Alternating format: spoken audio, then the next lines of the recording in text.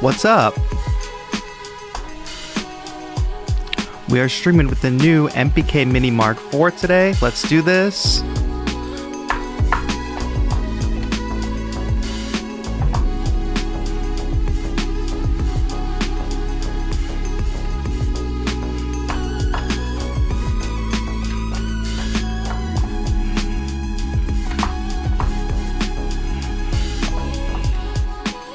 How's everybody doing today? New MIDI keyboard. Who's this? How's the audio levels? Thank you all for being here. We have a very exciting day today because we are rocking with the MPK Mini Mark IV from Akai. Thank you to everybody for being here. Welcome, welcome, welcome. I'm so happy to be here with all of you. We have got a great stream today. Let's get a little background beats going here. Let me bring chat up and see how everybody's doing. It's going to be a fun stream because of two main reasons. First of all, we're going to be doing a few giveaways throughout the stream, including one here right at the top. Also, by the end of today's stream, everybody who's here will have been able to enter to win a brand new MPK Mini Mark IV. The brand new one. Now, I know a lot of people have been partial to the gray. Some people I've even seen have been partial to the black and red, the classic. Let me know what you think. I happen to be partial to the gray, but I don't want to tip the scales. I don't want to tip the scales. But that's where we're at today. Giveaways. The other great reason that today's stream is going to be so much fun is because we are going to be raising money for a great cause. If you notice at the bottom of this video, there is a donate button. That donate button is for an amazing cause called the Music and Youth Initiative. Essentially, we want to help the next generation of producers get access to computers, MIDI keyboards, workstations. So what the Music and Youth Initiative does is they set up spaces that young people can go to and use for free. For the kids, they want to go learn an instrument, they want to go learn how to produce music, they can go to these places and learn pretty much free, pretty much everywhere. So it's really, really dope. We're raising money for that all month long. If you want to make an impact, it doesn't take too much. You can donate $2, $5, or $10 right at the donate button down below. Your donation goes a long way for the kids. It's been a great cause, been a great fundraiser all month long. So if you can skip your Starbucks coffee tomorrow, or your Dunkin' Donuts coffee perhaps. If you're skipping your Starbucks coffee, you have to donate $10. If you're skipping your Dunkin' Donuts coffee, you can donate $5. That's what I'll say. I think that's okay. For the kids. Yo, we got our first dono of the day. $10 dono from Anonymous. Thank you, Anonymous. I appreciate you. Welcome. Thanks for being here. It's been a great, very fun month all night long. All month long, I should say. Because people have been making beats all month for Beattober, having a good time. I have loved seeing what everybody's been posting. It's been a lot of fun. We have the very own Akai Professional in the chat as well. Don't forget that. That's very important. Akai Professional in the chat. So if you have questions that I can't answer today, please let me know. Wait, I just missed something. Nicholas Walsh with a $5 dono for the kids. Much appreciated. Holy smokes.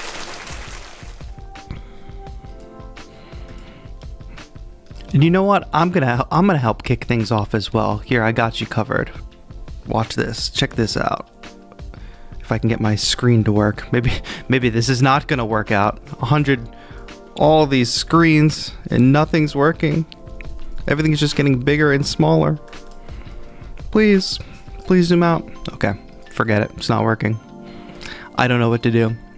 Kaz said, missed my first beat yesterday because I had so much homework and I couldn't get something in. That's okay. Everybody gets one, right? You pushed for it, right? It's okay. Oh, I brought the stream up on accident. Cup of Water said, Akai, can I please get something free? Don't be in the chat begging for free stuff. We are doing a giveaway today, so don't worry. We've also been doing giveaways all month, which is something that is very, very important. People be in my comments being like, can you send me something for free? Or in my messages like, hey, I don't have any money. Can you send me something for free? Interesting. Where have you been all month? All you had to do was like participate and be around in the streams and you could get something for free. Saw some videos about the MPK Mini not working fully with the Live 3. Is there a firmware update coming down the road to fix that? I don't have a new MPC, so I can't speak to that. But I assume it's probably plug and play. I don't know what work fully means. Probably people want the full transport integration and stuff like that. That is, I assume, what people want. But y'all let me know. And speaking of Live, by the way, how about Ableton Live? Because the MPK works really well with Ableton Live. Here, I'm gonna see who can match me here in the chat. Who can match my dono? Since we're all here together, and since we're giving away an MPK.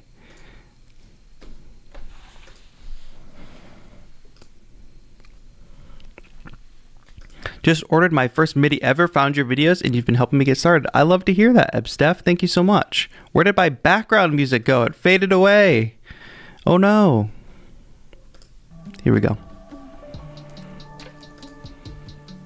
What's up, Arnie? Nice to see you.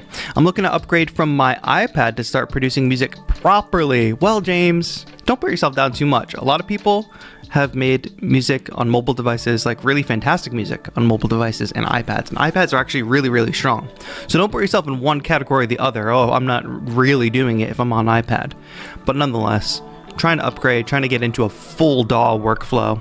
Even though there is Logic on the iPad. I get what you mean.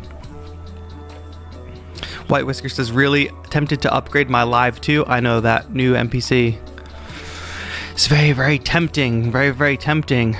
What laptop should I buy within a reasonable price? Well, reasonable price means something different for everybody, but MacBook Pros, you cannot go wrong.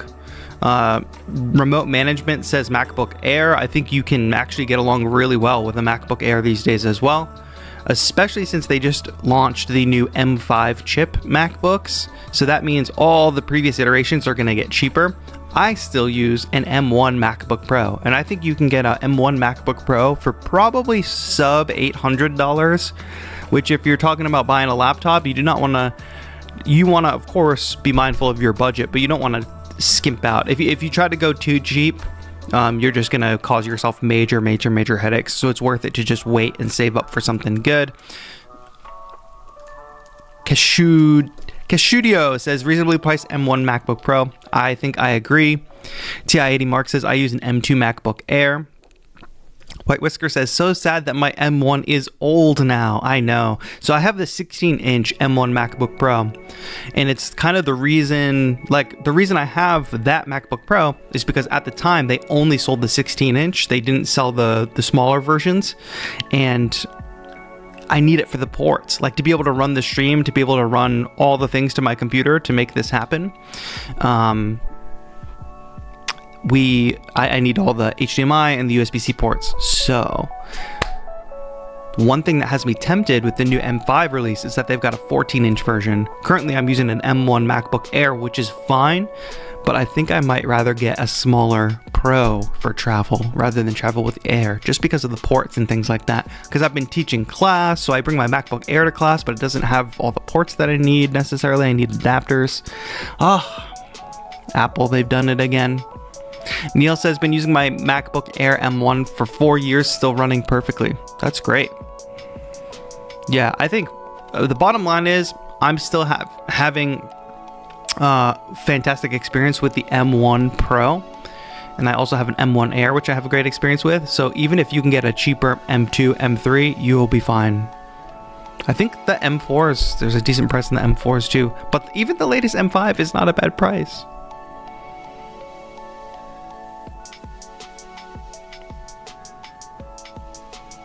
Skater, that's a good question for Akai in the chat. When will the Akai MPK Mini 4 be released internationally? I do not know that, but Akai is in the chat, so maybe they can lend some advice. Yo, what's up, Chilling Connect? Thank you for being here.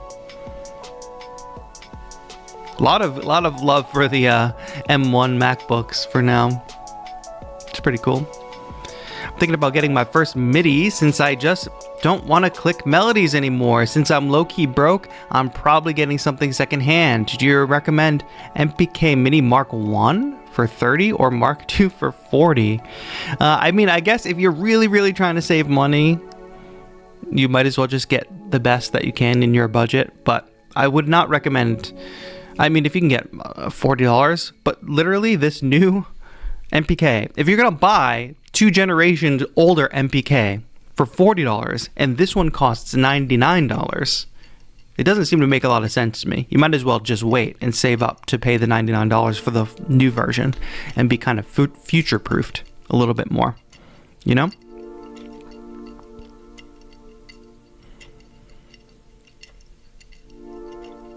What's up, Unsure? Nice to see you. That cost $99. Yeah, link in the description to Amazon. When I looked at it yesterday, $99. Please correct me if I'm wrong.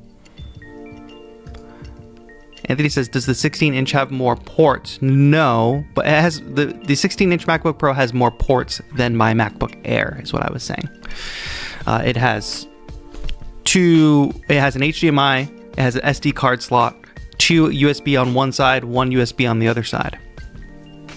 Which at the time, when I bought that 16-inch MacBook Pro, they didn't make a smaller MacBook Pro. M1 MacBook Pro, I should say.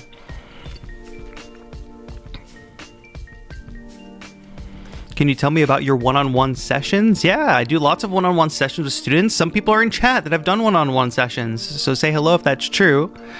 We talk about different things, basically based on the goals of whoever's doing a one-on-one lesson, whatever kind of music you're trying to make, or if you have some like problems. Some people book lessons just to solve very specific problems. Other people have like long-term goals that they want to build towards. So that's the kind of one-on-one lessons that I provide. We usually make a plan. Sometimes people book 4 lessons at a time so we can meet every week for 4 weeks. Sometimes it's just a one-off to set people in the right direction, and that's all they need. Wait, I feel like I have the first ever version of this with the inverted black and white keys. Yeah, you might have the Mark II version to Peters. I think that's when they started doing that fancy colorway, but I might be wrong on that. I'm not sure.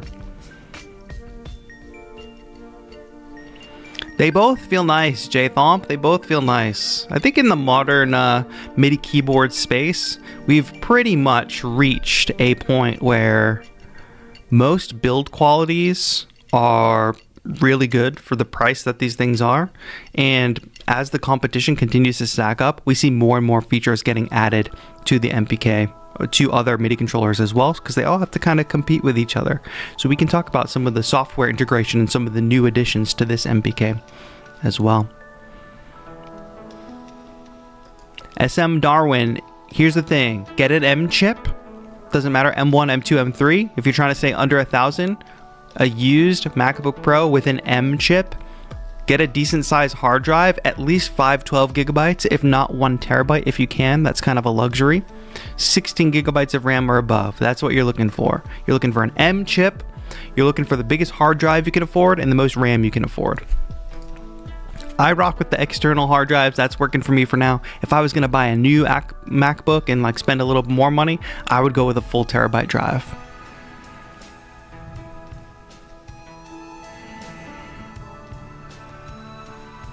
Can't find it on Amazon, but I'll keep looking. Don't I have a link in the description of this stream? Tell me if I'm crazy. I could be crazy.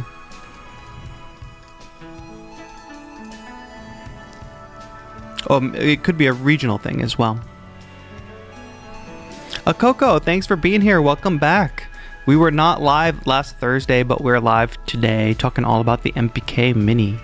We're giving away an MPK Mini at the end of today's stream, and a reminder that we're raising money for a great cause. In fact, let me show you all something real quick. Actually, should we do a giveaway? I have a giveaway for you all.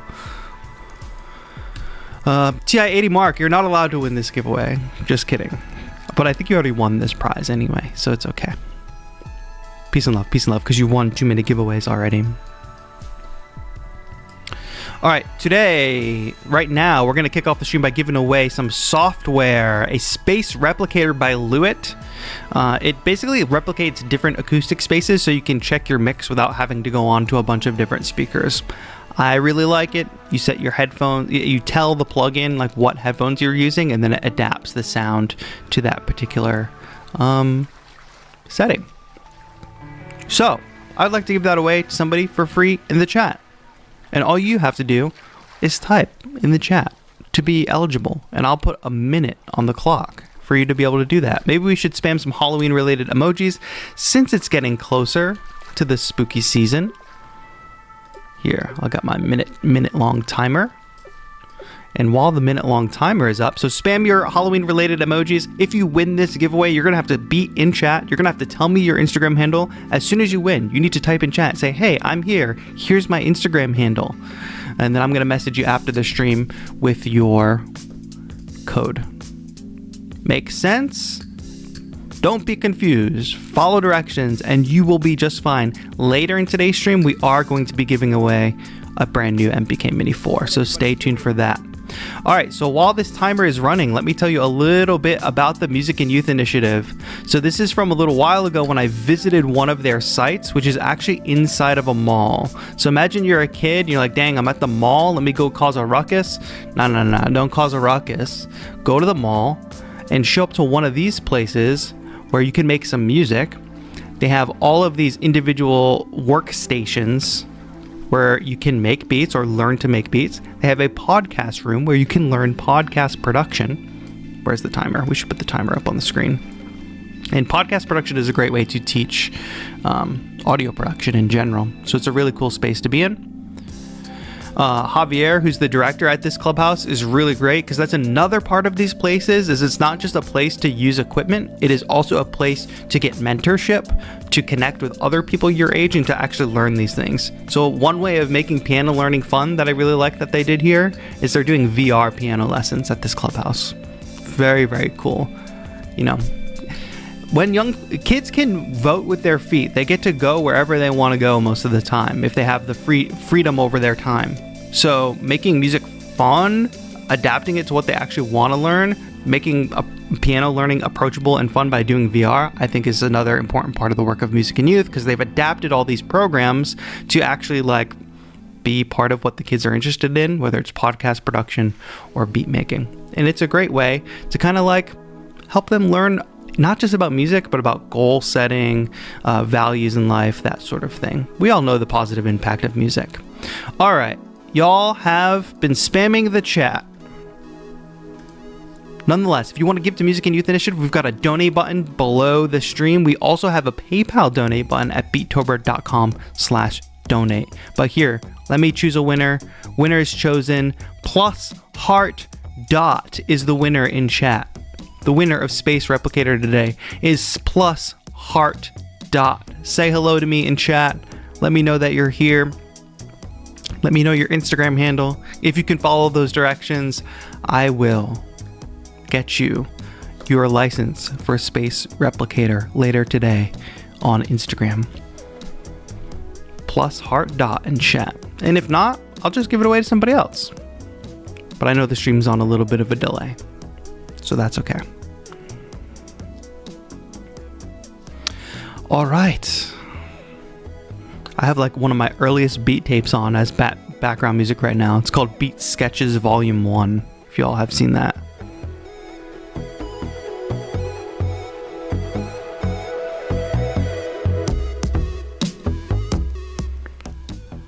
All right, pause. Cup of water says give him time. No.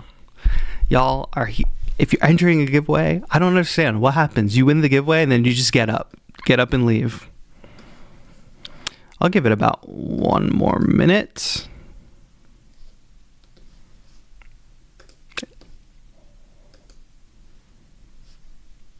I see. All right, Plus Heart Dot, please let me know your Instagram handle and then we'll move on with the stream.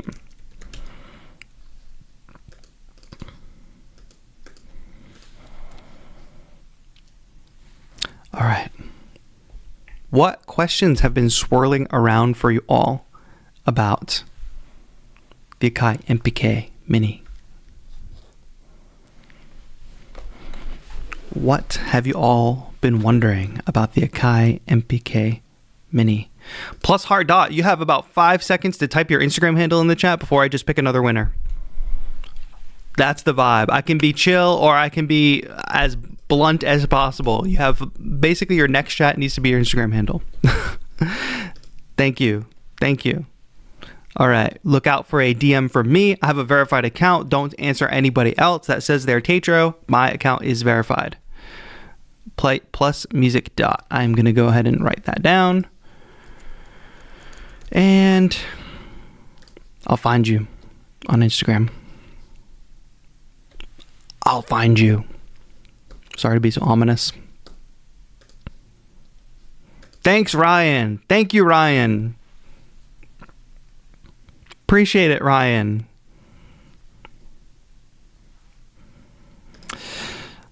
Are you happy with the change from joystick to mod wheels, says LSD. As soon as I saw that, I was like, oh wow, you guys got rid of the joystick. And I didn't want to say what I really thought. But then they were like, yeah, what do you think about that? And I said, it's about time. I think pretty much everybody had been begging for like physical pitch wheels and mod wheels, and I know from experience that a lot of people definitely prefer physical wheels over touch strips, and I think they've done a good job of like still keeping the profile low. Let me see if I can get this so they don't jut out too much. They don't jut out more than the encoders.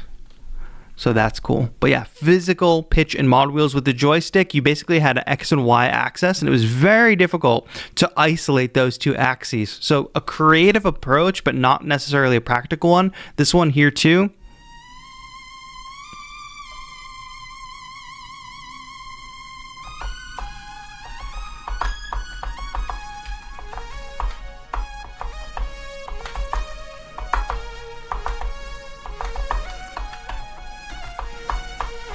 Gage says, how are the new pads feeling? Is it similar to the old pads? I believe the pads have been upgraded. Here, I'm just going to, where's my drums at? My drums are on track 3.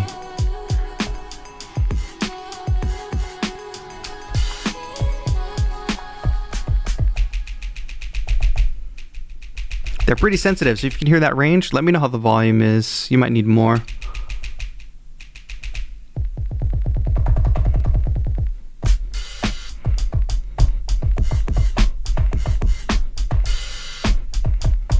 Raise the Ableton volume. I got you. Because I have it low in my headphones, but boom.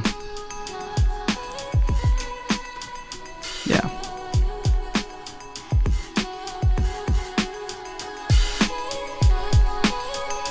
Let me know how that is.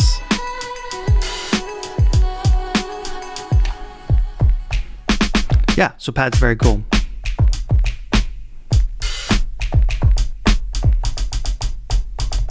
And there's also a note repeat function. Oh, I gotta play the project. I gotta stop the clip from playing. We have a lot of things to do. Note repeat, arpeggiator, all that good stuff. But also I wanted to show that I have to run the clock because I'm synced in time with Ableton Live. But listen to the hi-hats. I'm gonna adjust the pressure over time.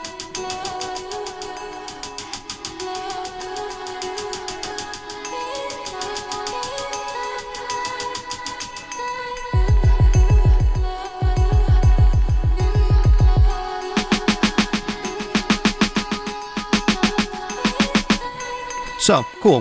Pressure sensitive pads, good for finger drumming.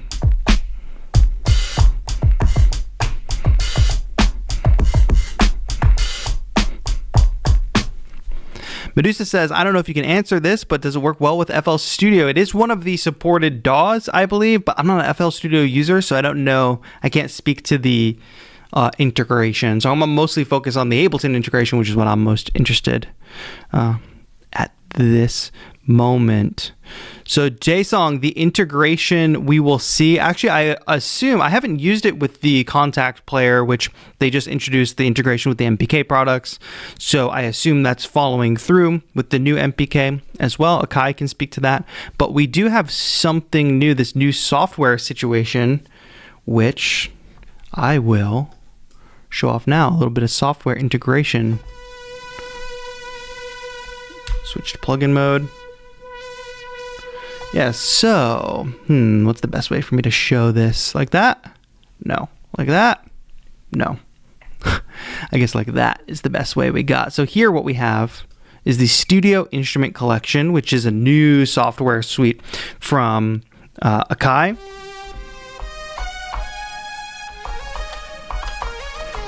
Lots of fantastic sounds. So basically every sound in this beat that I've been making, let me launch the scene. Every sound in this beat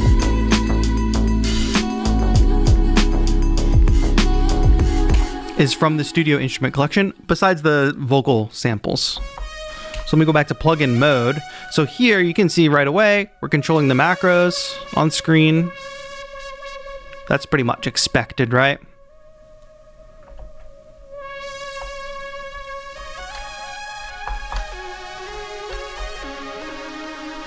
But also right here on the screen on the MPK, I'll get a little closer for you. It is showing the preset. And what I can do is change presets on the fly.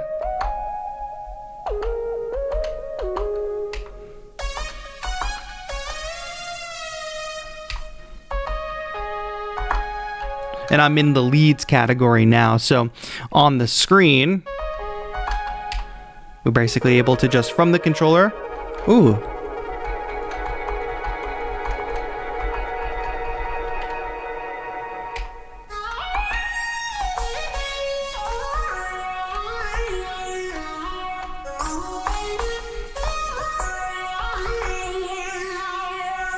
And I still have a beta version of this software from doing the pre-release content, so some of the macros you'll see are not fully labeled, but that's just a product of me not having the official release version.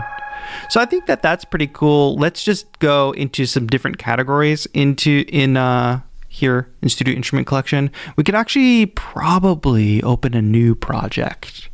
That's probably a better idea, right? Because I don't want to mess up this project. New. Let's not save the changes because I didn't make any. And then I'll bring up Studio Instrument Collection. You can open Studio Instrument Collection on its own too. But right off the bat,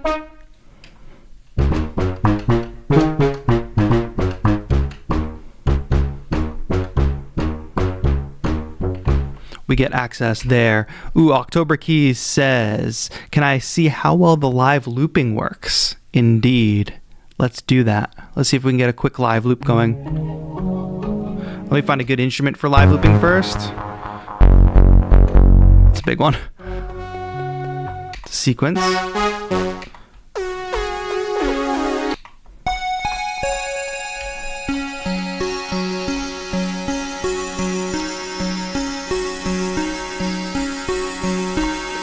All right, so what I would basically do is tap tempo. That's gonna give us the tempo that I have in mind. I'm gonna turn the metronome on. I've got transport control here. 2, 3, 4, dong. I'm just gonna find a better sound while that's going.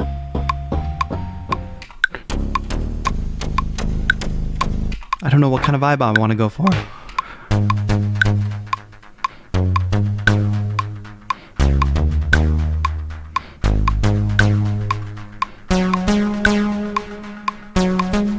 Let's record that.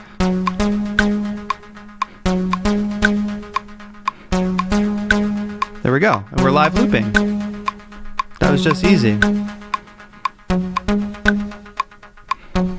I could break down how that happened too.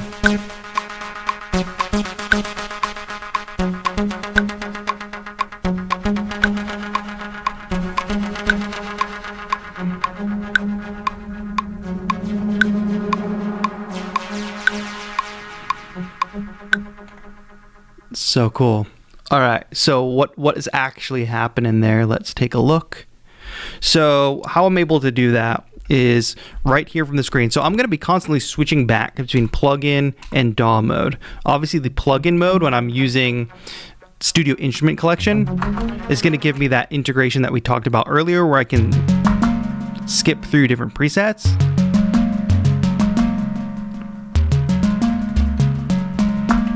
And then change the macros. When you're not using Studio Instrument Collection, it will just take over the devices on your track.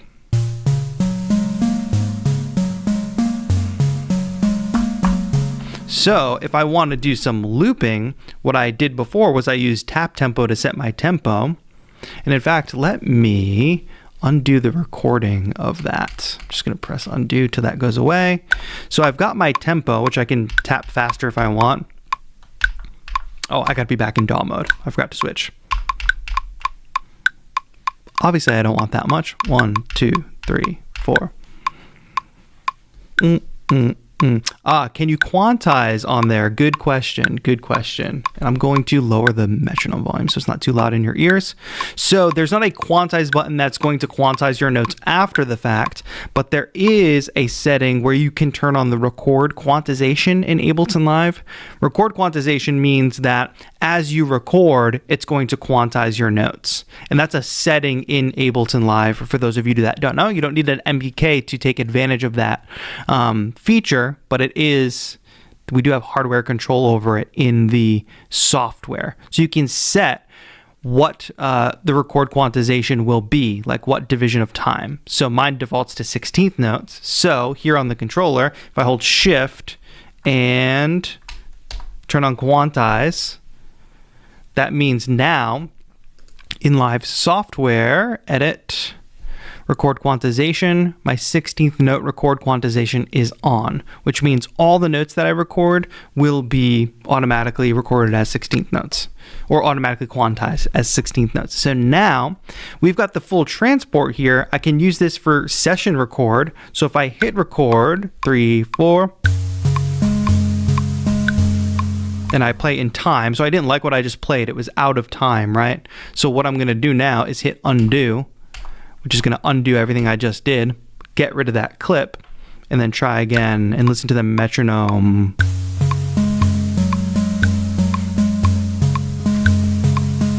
Still messed up, but managed to record the loop, and the record quantization quantized everything. Switch back to plugin mode so I can control this.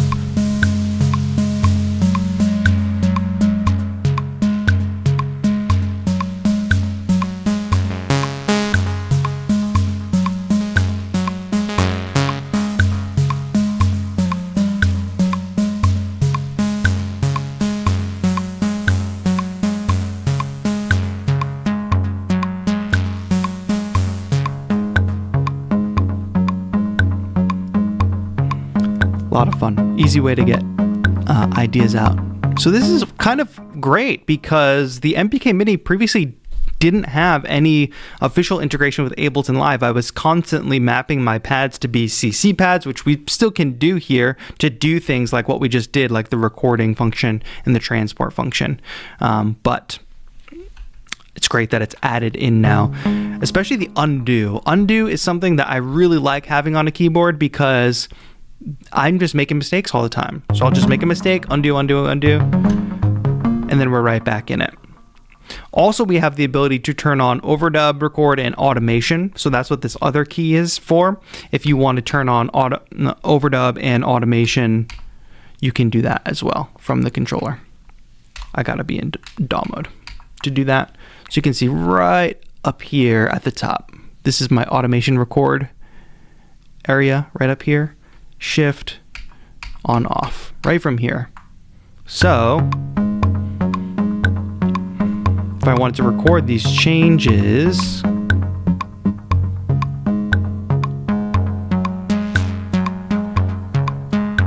DAW mode, automation, let's overdub.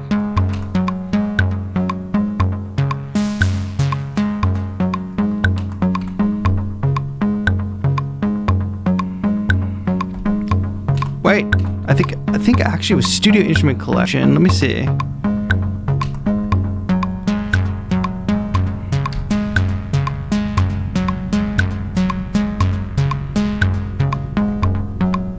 Oh, we are recording the automation. Okay, I see. I've just been overriding because it's a short loop. All right.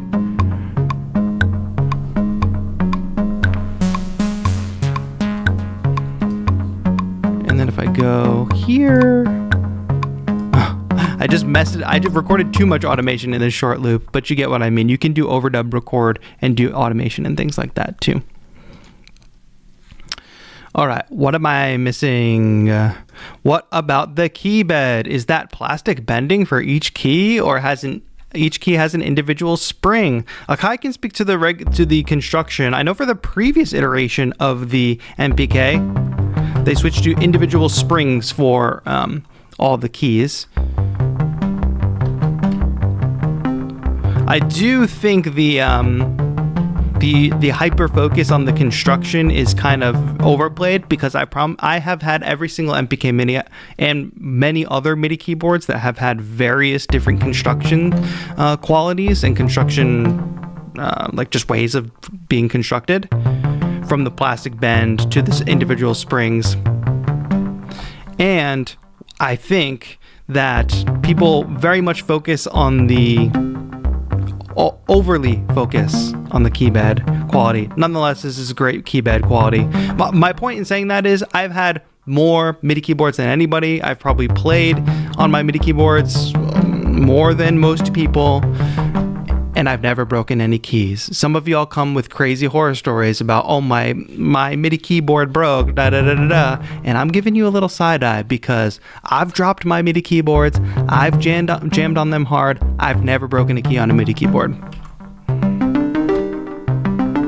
But actually, also the keys are longer too than some other MIDI keyboards in the original MPK, or the previous iteration of the MPK. The keys are actually longer, so you have a little more space to play.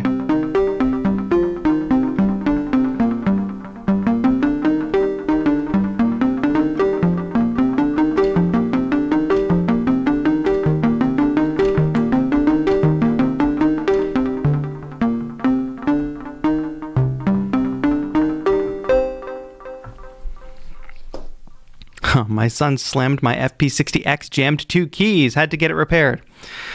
Yeah, there are circumstances where things will happen. Creo says, I have a slick case for mine and take it everywhere, and it's a tank. That's the other thing, is I'd be traveling with these keyboards with no case for a long time. Never broke one. See lots of people on the internet talking about breaking stuff, and it's like, sometimes if you drop stuff, or if your son sits on it, it's gonna break, and it might not be the fault of the manufacturer, you know? Sometimes just stuff happens.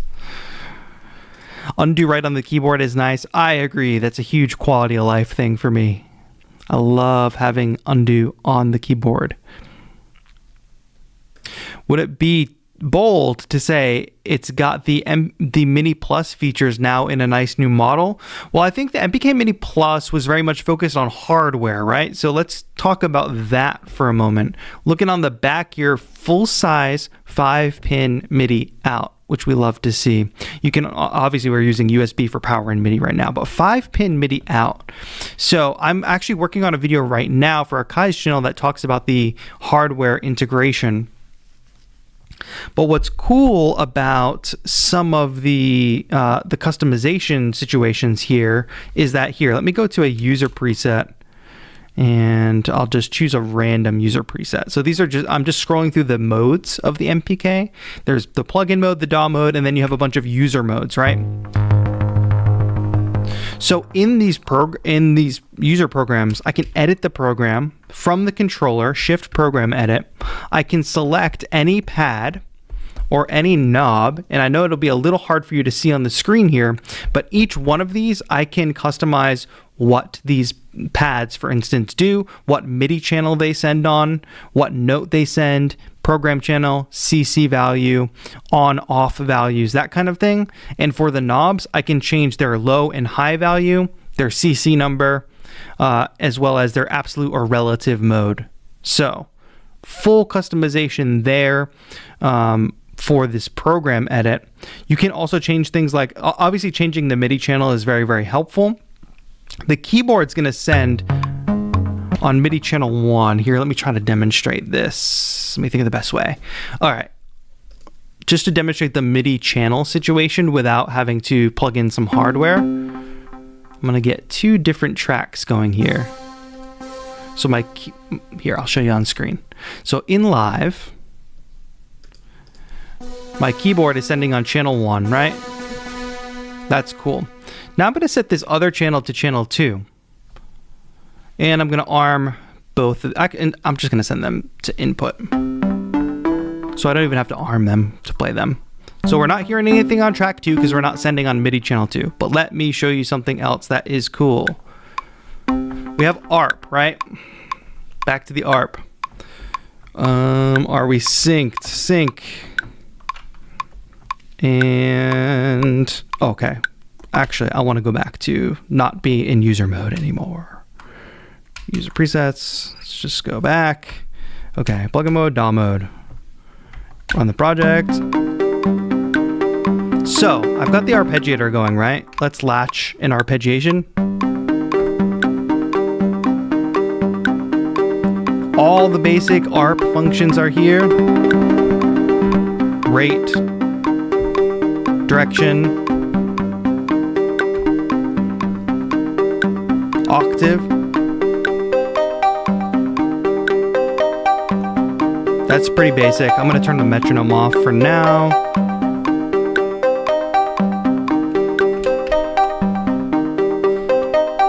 We also now have, here, let me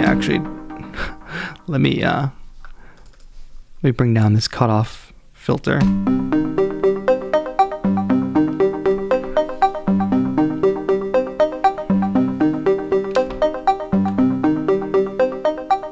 Bring the volume down of the track for now, using mixer mode as well.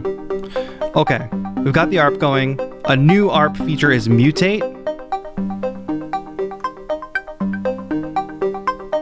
You can hear that the sequence has mutated. We've got some variation. Okay, but then this new feature called freeze, which I'm going to engage now. I'll turn off the mutation so it's not confusing. All right, here's our basic ARP. Hold ARP and freeze. So now the ARP is frozen, right? And I'm able to play.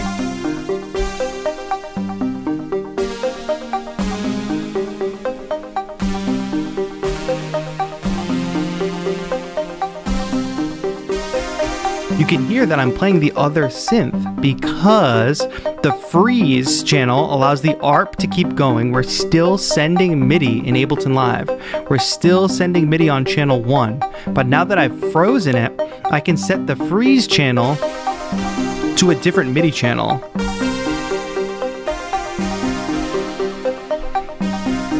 So that's a really cool thing with MIDI routing, I think. And you don't have to do this with like separate MIDI channels. So here, let me just turn this track off for now. And let's just run that process again while we're watching the DAW. So I've got this arpeggiation going. I can just find the right chord.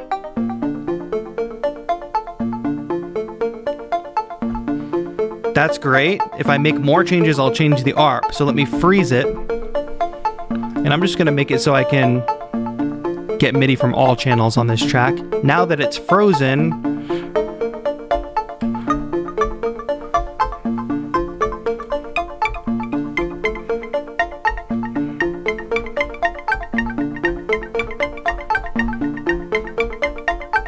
I can play leads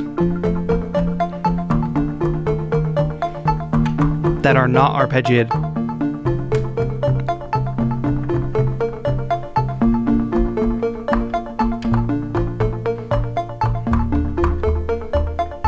So I'm going to record this.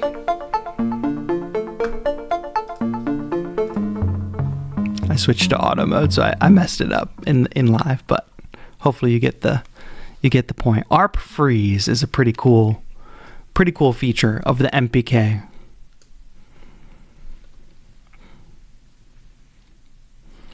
Let's talk about chords mode, says Robin Schneider. We don't have that custom user chords mode, but let me find a preset actually that will work well for chords mode.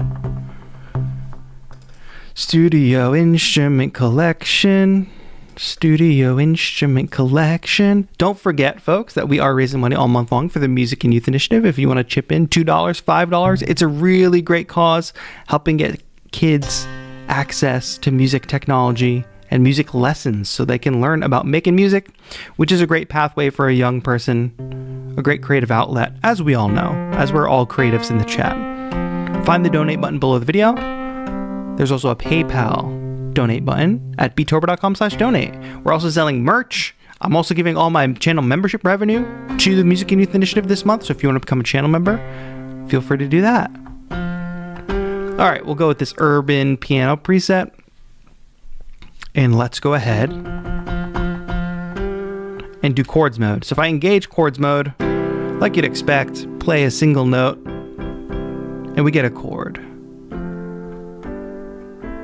And as you can hear, actually, you can hear that C major and that A minor, which is great. Finally, we've moved into a world where folks are making chord modes on a MIDI keyboard that's contextual to what key that we're in.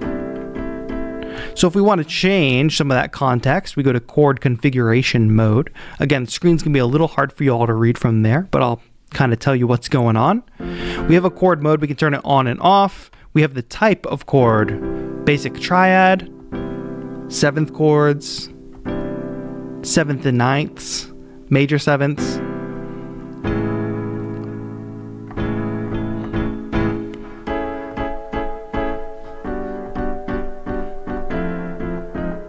Minor 7ths.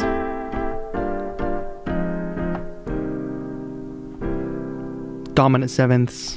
And that's where we stop. I'm going to keep it on just normal 7ths for now. Key. Yeah, so from this menu, as Wislow says right there, where did my real chat window go? Come back, chat. Chord mode follows the diatonic chords of the key. Yes, indeed. So you can set the key and you can set the scale. So there's also a scale mode that you can use. So you can just set the keyboard to be entirely in one scale. But the chord mode works off of the scale mode settings. We're in key of C, scale major. Let me change that to melodic minor.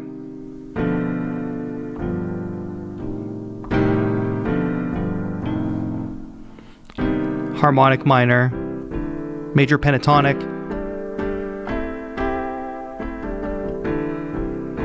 So no matter what scale I set it to, the chords are adapting to be in that scale or that key.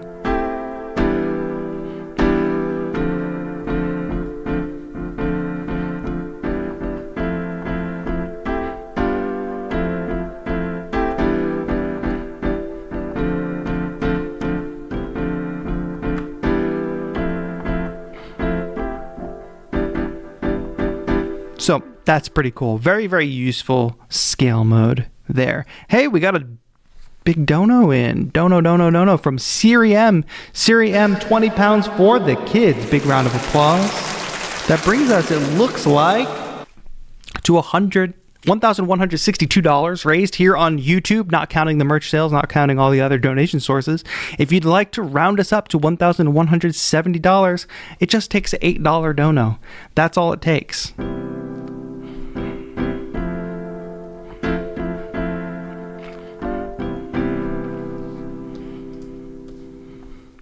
It's funny what everybody's reference source is for like a chord mode. To me, it's just, oh, it just plays chords, you know?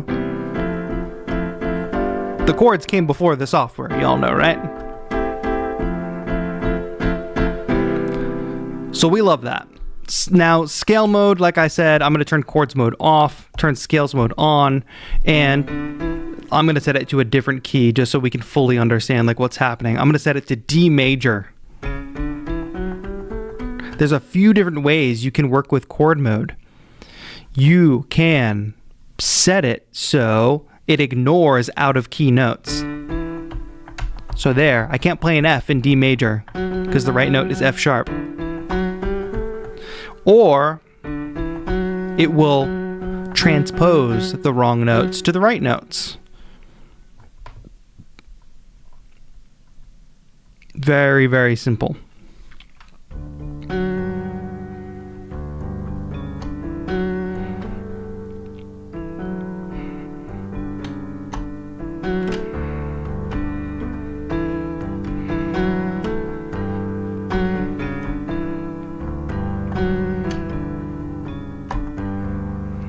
Yo, Awkwardly Gothy with the $8 dono, rounding us up to $1,170. Thank you so much to Awkwardly Gothy, but you've put us in a predicament. Now we're just $30 away from $1,200. That's all I'm saying. That's just 3 people donating $10, getting us up to the $1,200 mark for the Music and Youth Initiative.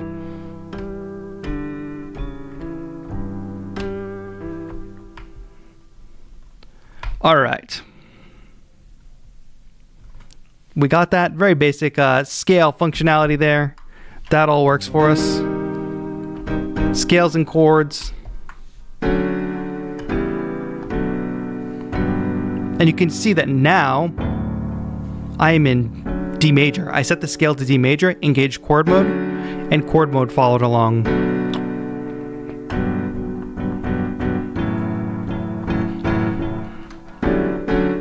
Whoa, we got another dono. That's Tammy. Tammy put $10 in. Tammy's the one of 3 people that we need to get up to 1,200. We just need 2 more people donating 10 and 10 for the Music and Youth Initiative. It's for the kids. Shout out Tammy. Thank you so much for the dono. Just 1 $20 dono, 2 $10 donos, or 4 $5 donos. What can you do? It's for the kids. $5 for the kids? Why not? And just by being here, you got a chance for winning the MPK, which I'll talk about later.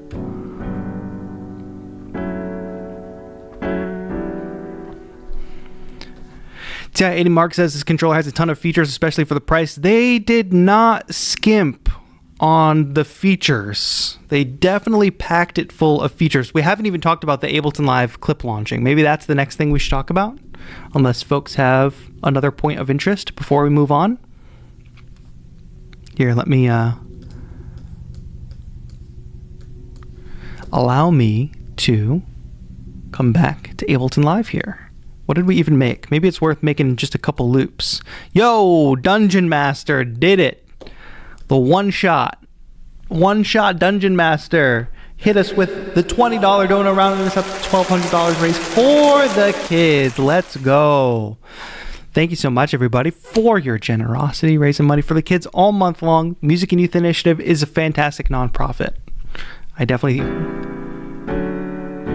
think we can all see the value in, music education in young kids' lives, because many of us are adults. There's some kids in the chat as well, young people in the chat. Many of us are adults, and we all know that the sooner you get into making music, the further you can be along in your music making journey, and the further you can take that art form and utilize it as an outlet. And I don't know, music is obviously an integral part of my life. I think for many of you, it's the same. If you can imagine your lives without music, I don't think there's many of us out here that could imagine our lives without music, So think about when we introduce young people into an outlet, into an art form like that at a young age, the impact that it can have. The problem is that so many music programs are just based on classical or jazz, and not all young people are interested in those areas. They're interested in making the music that they like listening to, that they're influenced by.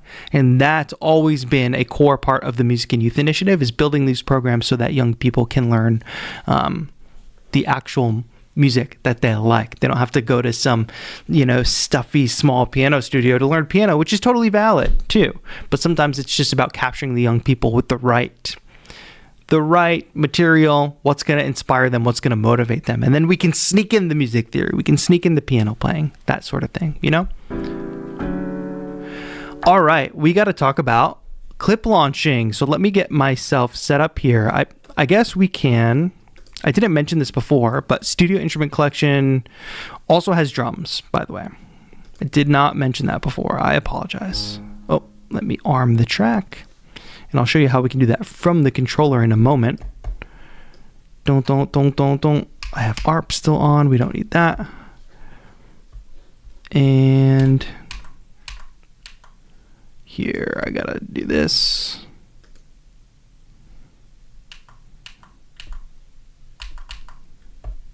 And oh gosh, that's not what I want. All right, yeah, we got drums set up here. Is it realistic to do a clip launching performance with 8 pads? Well, we'll talk about that. Thing is, as you know, go sort my YouTube channel by oldest to newest, instead of just looking at the newest videos first. Here's the thing. You look at a controller, I do not look at a controller and say, oh, but it doesn't have this. Oh, but it doesn't have that. I look at a controller and say, well, here's what I could do. Here's how I would adapt what this controller has to what I would want to do. So that's the mindset that I take.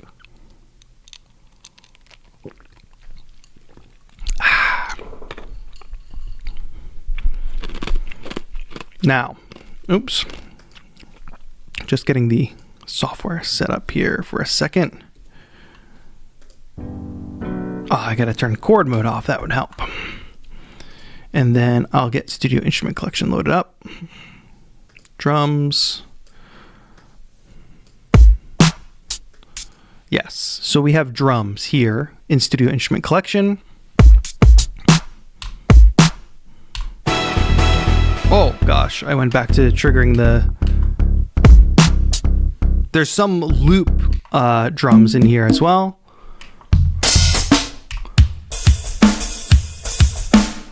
So we're gonna do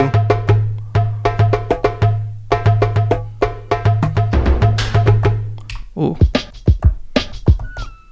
Ooh.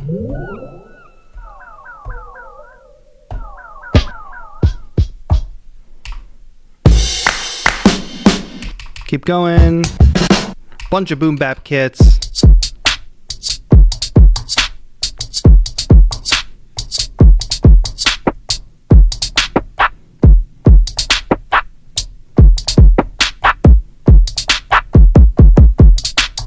We do have multiple banks.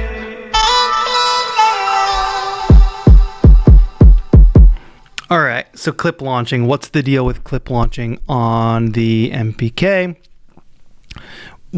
I showed the live looping kind of situation earlier, so let's just recreate that again. I'll turn the metronome on by going in DAW mode, turning the metronome on. Here we go.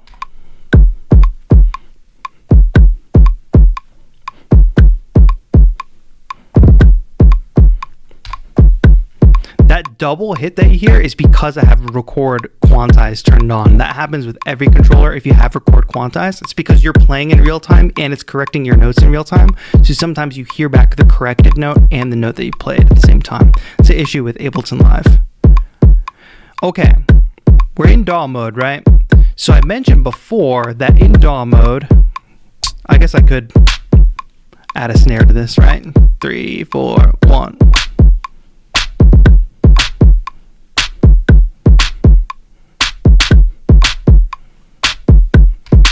All right, since we're in DAW mode, I have two modes. I have device and mixer mode. Mixer mode lets me change volume, change panning. Also, reverb send. This is the Ableton Live mixer control. Send to some delay. Now with the pads, I was just playing notes, right? Let's turn the metronome off. Oh, we got a little clipping? I got you. I knew it. I knew we were gonna use a louder drum kit and that was gonna happen. Bump, bump, bump, bump. There we go. That should be better.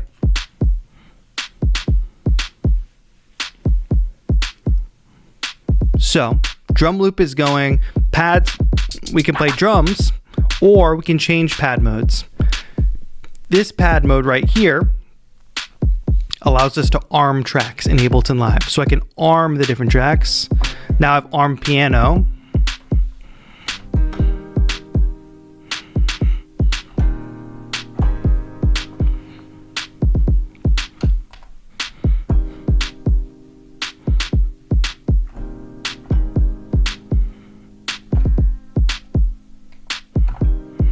Now we've recorded the piano, right? Because I'm able to arm it back and forth.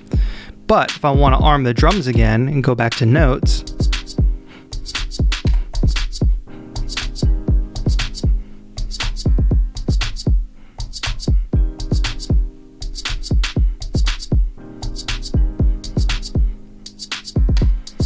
I can just go back and forth. So, boom, arming pads here. I can also stop clips from this page. Let's stop the drums on track 2. These are individual tracks. Dum, dum. There's one more pad mode, which gives us this traditional clip view. So this is my playing clip. This is the piano. This is my stopped clip, the drums. So I can launch that clip from here.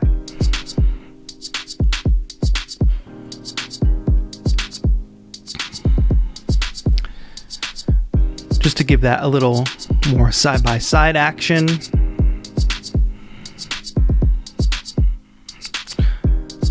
I can use the central encoder to change scenes. So that's how I can launch scenes. Then I can also scroll between tracks, which will allow me to lower these drums, which are a bit too loud at the moment, I think, right? And then I could scroll over to the piano, make the piano a bit louder, or send it to some reverb.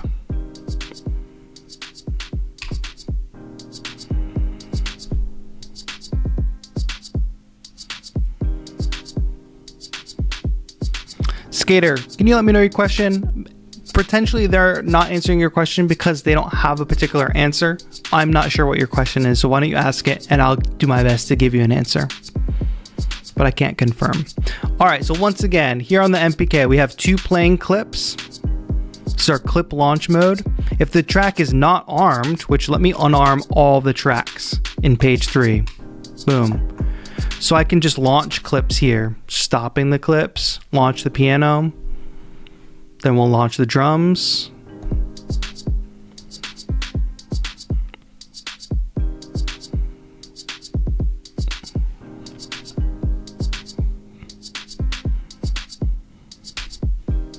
And then arm certain tracks.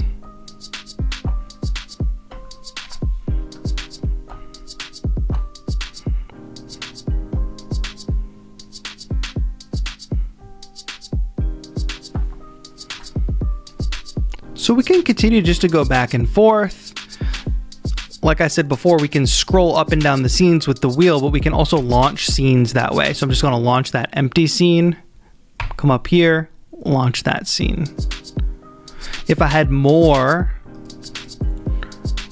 tracks, well, how do we get beyond this 4-track situation? All we need to do is scroll. If we scroll, you can see the orange box moving around. So the orange box will move around so that we can control the clip launching and the track arming for those respective tracks. So you can navigate around the full project this way, vertically as well with the scroll wheel. So I think that's pretty good. It's taking the existing MPK layout and hardware and adapting it for Ableton Live, and I think in a good way. It's interesting that they gave 2 different pages for 2 different functions. I think that's pretty cool. I think eventually how I would incorporate this into performance, I'd mostly be living on this page where I can stop and arm clips, because if I can arm a clip, I can just use this record button. I don't need to rely on clip launching necessarily from this page. I'd be arming a clip, playing a clip, and then going from there.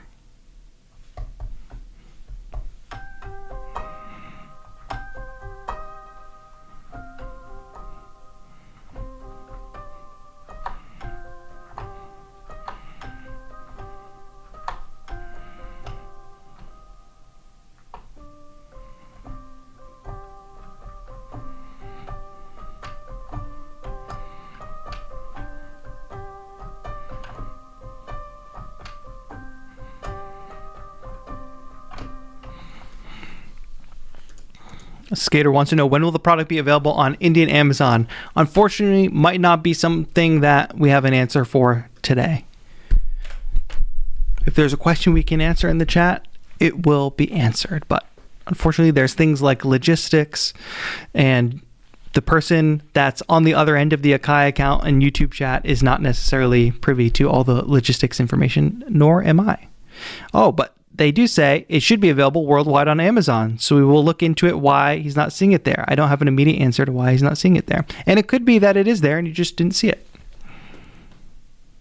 Bimibito, thanks for joining us. How are you today? Will all of these features also work in Logic? Here's the thing that you gotta remember. I see these kinds of questions a lot. The features that I just demonstrated are basically like native to Ableton Live. Like these are Ableton Live features, clip launching, track arming, this sort of thing. So it's not as easy to say like, will these features work in Logic? Logic is basically a linear timeline based DAW. So it won't have the exact same feature set or integration, but it will have general integration. We've got transport control, etc.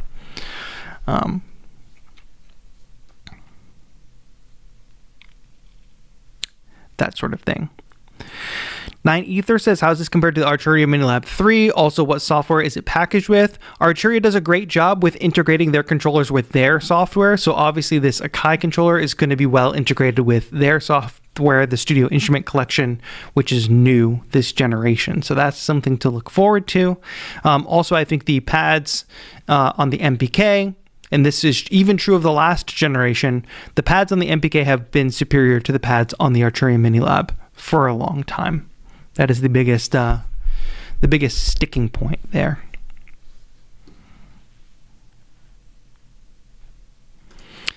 Robot says, I tried looking for it, but could only find it via TAETRO's link above. Yeah, try using my link. I know my link might not bring you to your native country Amazon site, but maybe you could at least use that as a way of finding it. I think since it's a new product, it's probably not fully populated, and since there's been previous iterations, it's probably a little more difficult to find. I would love to see a comparison of those two controllers because they both offer software and good keyboards. Well, I can save you the time and say you don't need to be watching MIDI keyboard comparison videos. I don't know. You just don't need to be watching them. I'm sorry. I know I made so many in the past, but at the end of the day, like the little nuances between each keyboard is not something the broad strokes matter, right? But the little individual nitty-gritty nuances, it's just like you're gonna buy one and then you're gonna say, oh, I wish I bought the other one. That's just how life works, right? Like you're gonna buy one, you're being like, dang, I wish I had that one so I could use that thing instead. And it's like, well, if you flipped a coin and lived in the other dimension where you made the other choice, you'd probably be saying the same thing. So I would just encourage people to go with your gut, to make an educated decision, of course, on what gear you want to use.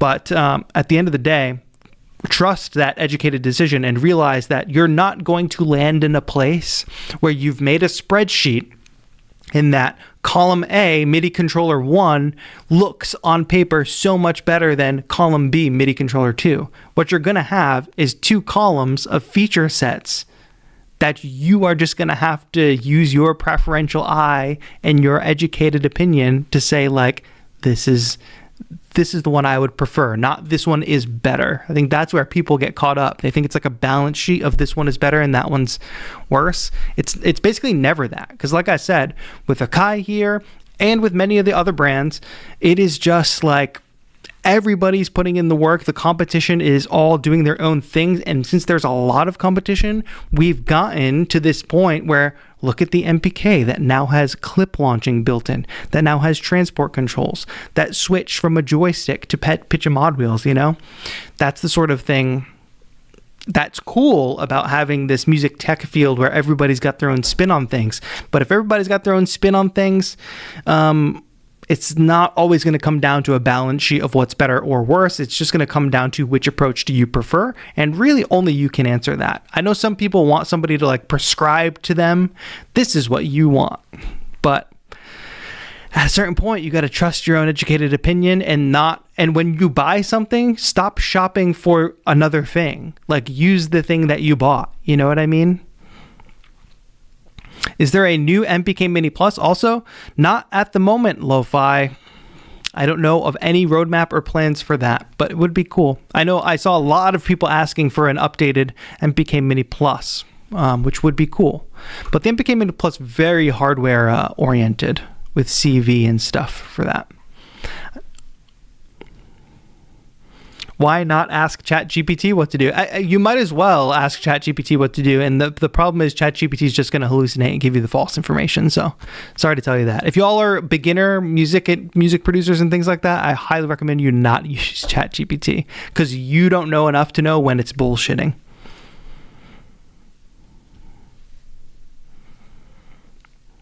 Buy both. They are not expensive. I think that's not necessarily fair. Some people are saving up money just to be able to afford one. So everybody's situation is different. And I understand the little bit of anxiety generated around that.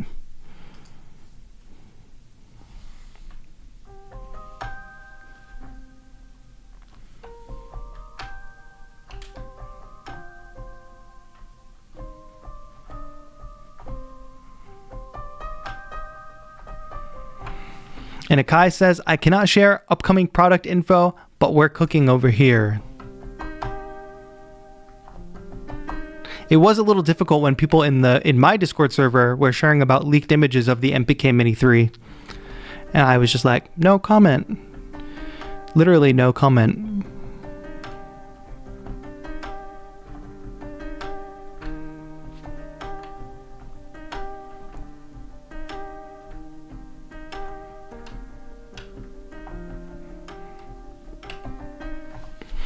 AI chat would throw my old customers off so bad. It's so obnoxious trying to work with people who rely on that crap. Indeed. It's difficult because people who can't kind of see beyond the veil. And if you are like a beginner, you know, at anything, even not just music production, music tech, it can sound like really confident and really correct, right? But you don't know enough to know that it is not correct.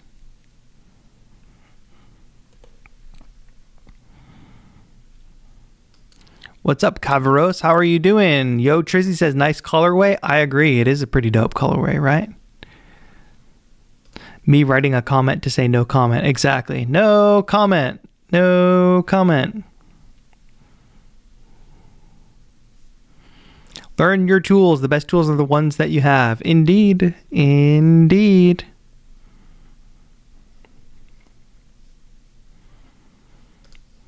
Robot says, I like your vibes. T, let's let music bring us together and not get yappy over what's better than who, blah, blah, blah. Just make music.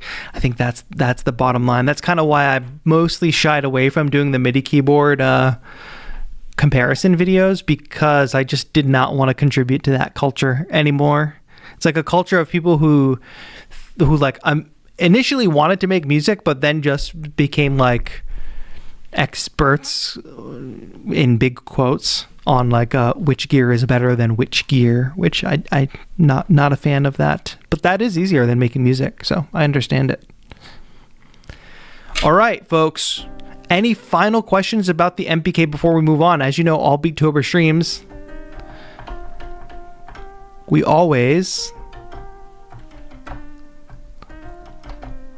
end up listening to each other's beats, Beattober beats. We've been having a good Beattober so far. I put out a couple Beattober beats made on the MPK, so if you want to see me jamming on it, definitely go check out my Instagram. But also, I'm making all the initial launch tutorials for the MPK, so we're working on those as we speak. But check out Akai's YouTube channel, and you can find my work there as well. October Key says, have you tried the MPK with BandLab? I have. It works great. I've got a video coming on the Akai channel about using the MPK with an iPad as well. Very cool. Can it mute in solo tracks in Ableton? It cannot. Not at the moment. We've got ARM and track stop. We don't have a mute in solo yet. You do have track mixer, so you could, bring the volume down or something like that. But obviously, that's not the same as mute and solo. But do you use those often? I don't really find myself using mute and solo often from a controller perspective. But maybe some people's workflow is different. What's your favorite and most used feature? I think the ARP freeze is going to become a favorite feature because, here, let's run the clock.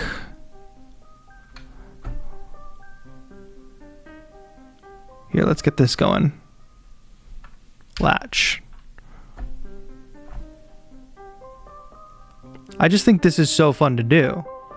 Get the little piano line going, freeze it, come down a couple octaves.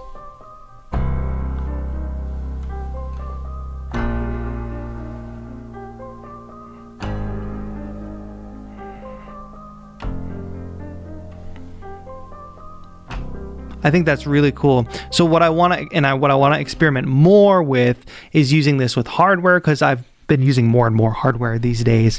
But that freedom of making the user presets to have the different channels for all the different things and do the customization right from the controller, that is clutch. Like, you don't need a software editor to make a user preset where you change the notes of the pads or you change the CCs of the knobs.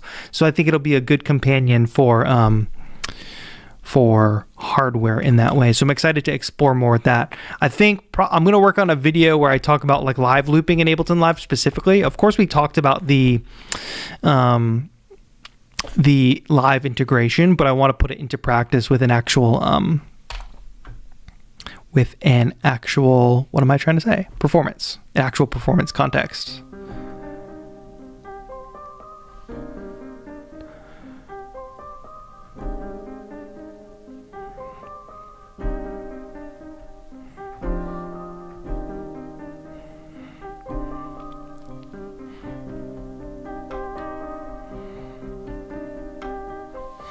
Will you make an Akai MPK Mini for Beginner series? If there's enough demand for it, might be cool. Might be cool to do another boot camp type activity. Maybe Akai, maybe we can work on something in the coming year. A little MPK boot camp with this new MPK. That would be fun. Especially because you get the Studio Instrument Collection with, I think it's like more than 1,000 sounds in it already. And Ableton Live Lite. So I'm going to have a video on the Akai channel really soon of a full beat making breakdown with the MPK Mini. So that's good. Question, is it good for beginners and can it be used with an iPad? It can be used with an iPad.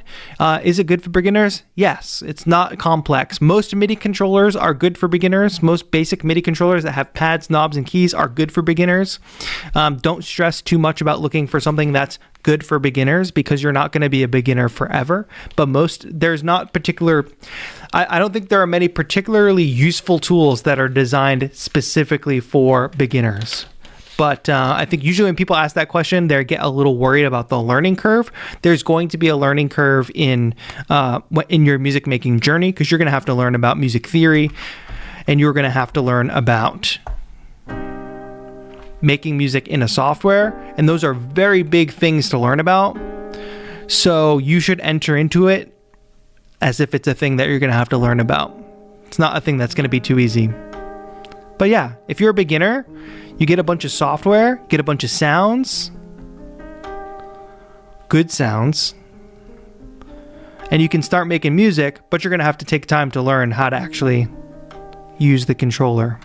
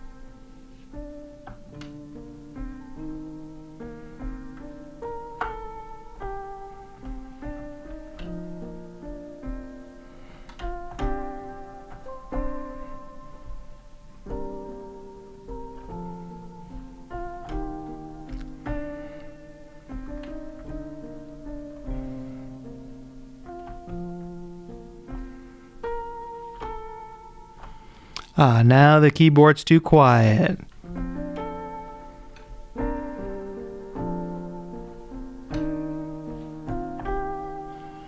Anybody who's wondering what sound this is urban piano in the Studio Instrument Collection. Sounds good, right?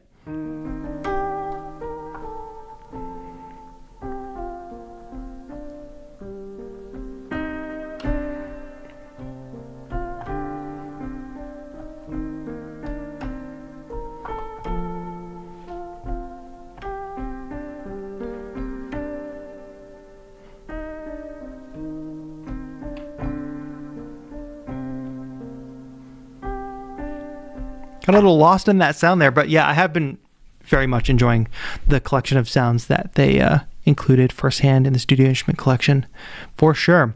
Had a question about how to use the instrument collection pack in the MPC software. I can open the plugin independently but can't seem to figure out how to use the sounds to record. Any advice?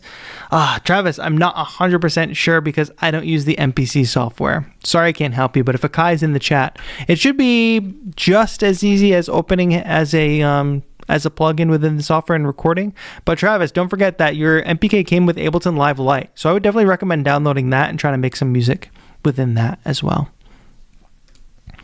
Thanks, Ayush. Yeah, I like that sound a lot. I need, Beattober is certainly not a time where you get much time to breathe, you know what I mean? And do just long sessions like that. I mean, I guess you can make it whatever you want to make it, but since we've been doing Beattober,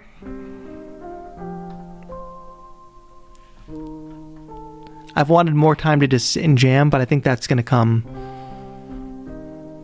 after Beattober.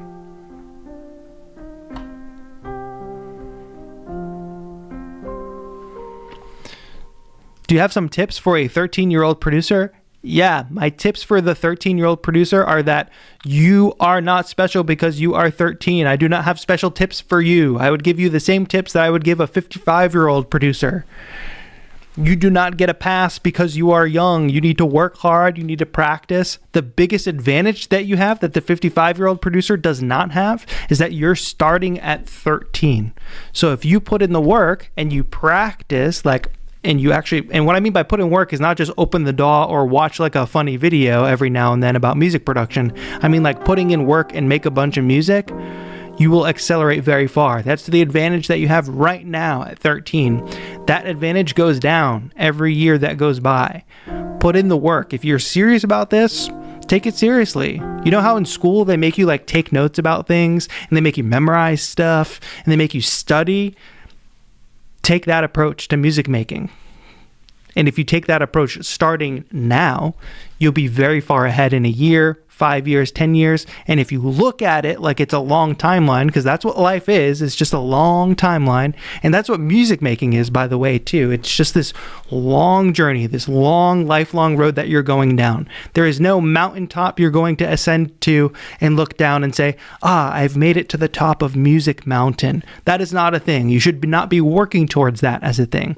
You should be working towards little goals along the way and constantly improving, but that's the point. Constantly improving, constantly getting better. It's not just, I learned this, so I'm finished. Your advantage as a young person is that you have time. That is your only advantage. That's the only thing that sets you apart from somebody else learning.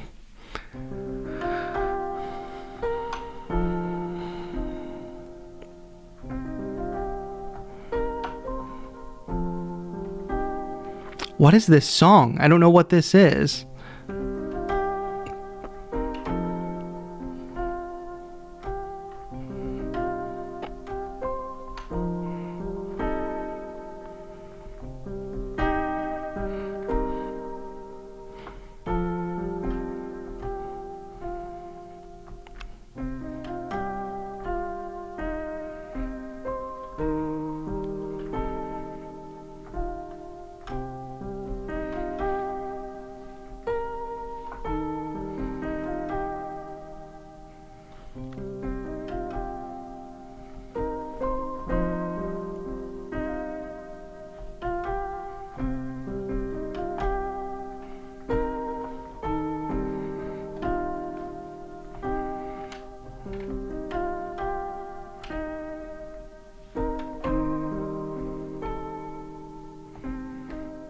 Should we record this idea before we move on? I think we should. What's the tempo? No, sorry, not no repeat. Plug in DAW mode. No.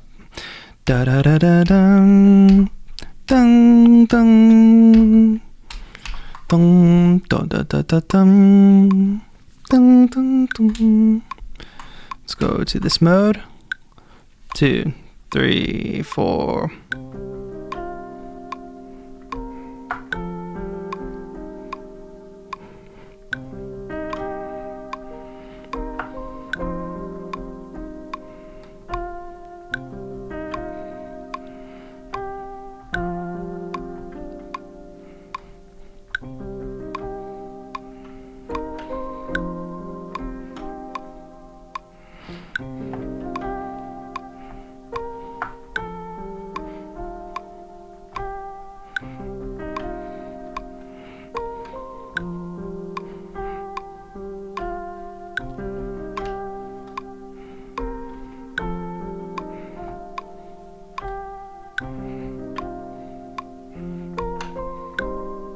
We go. Last time, go.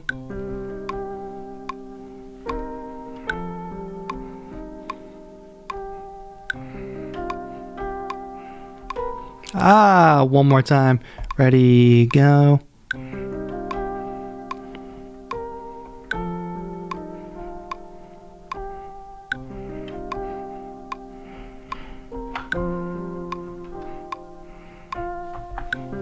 Pretty much as good as it's gonna get. I'll just save that for later because I really like that melody. I just feel like I've heard it somewhere before and I don't know where. I'm just gonna save this anyway. What is today's date? Is it the 19th already? Wow, Beattober is going by fast.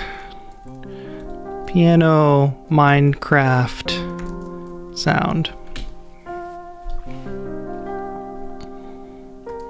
Do you need any knowledge of music theory or sound design to start?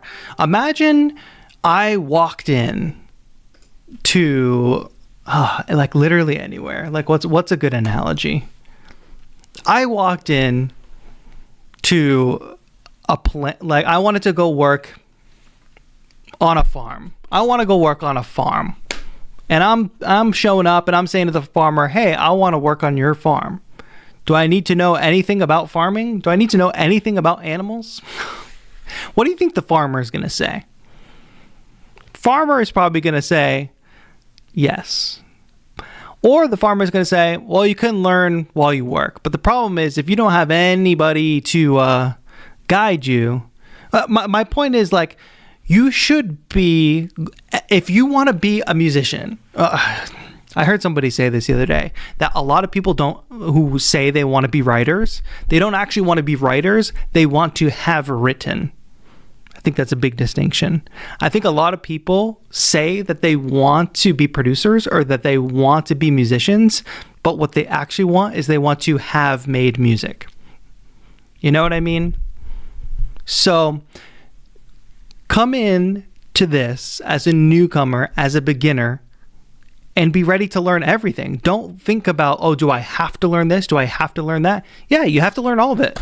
Yes, you have to learn all of it. Do you need to learn all of it today before you start? No, you obviously need to start, but you're going to start a journey where you take one step forward, take another step forward. So you're going to be learning these things as you go. Definitely don't approach it from like, I think many people try to approach music production and music making as like, what's the least amount of work that I have to do to start doing this? And I think you're doomed if that is where you're starting from. This is probably not where Mad and Fluffy is starting from, but many people approach it that way. Chavron says, how many layers do you generally have in your tracks? How do you balance them melodically and harmonically? Do you stick to the notes that are in key? All questions that can be answered by watching any of my full process beat making videos here on the channel, live streams, etc. Layers depends on every track to track. Basically, there's 4 major parts of a song. There's the drums, there's the chords, there's the melody, there's the bass. Obviously, songs have more than 4 layers, right? But it's how you spread those across, how you orchestrate those across different instruments and things like that. Having multiple melodies can work if there's like call and response, if there's counterpoint, things like that. If you have 5 different melodies going, the listener is going to be a little confused about what to listen to, right?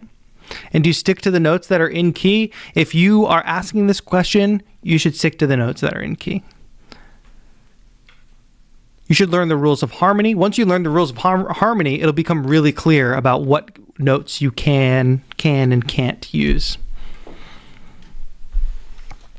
But so many questions I feel come from like folks trying to avoid the very, very, very fundamentals. It's like, yes, you do need to learn the fundamentals if you'd like to make music. I know it's easy. I know some people like will flippantly say, oh, you don't need to know anything. You can just start flipping samples and things like that because this person. I guarantee you, anybody that you look up to, whether they just flip and chop samples, whether they produced in a big recording studio, whatever, they know foundations. Whether or not they know the words, whether or not they know the technical jargon is one thing, but they understand the fundamentals of music.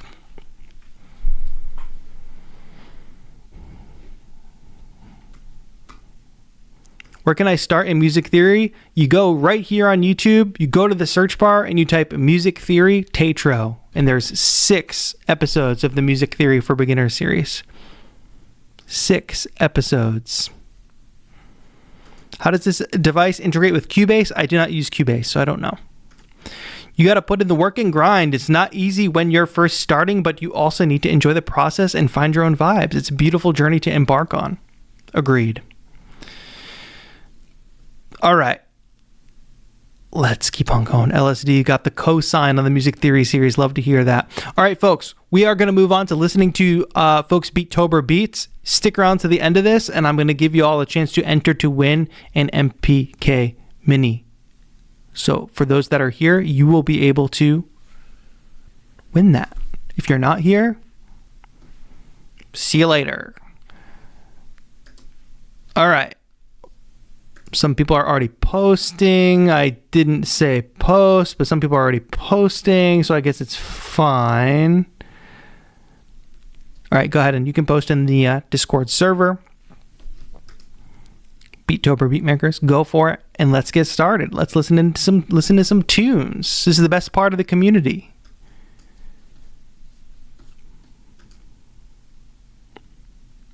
Easier to learn now, many sources out there. Yes, there's so much more learning material out there.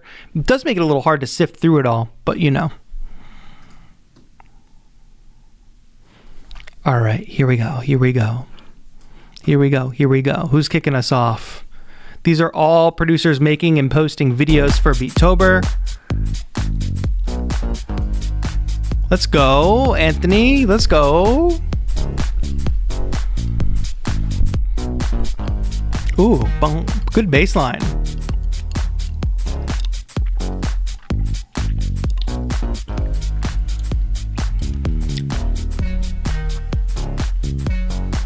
Live from the Booty Lounge. How's the volume? We need more on the music? Probably.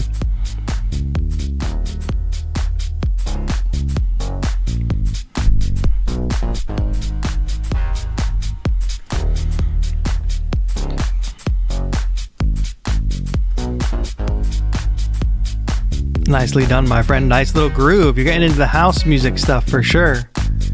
Let's keep on going. We got Dungeon Master with the spooky modular stuff.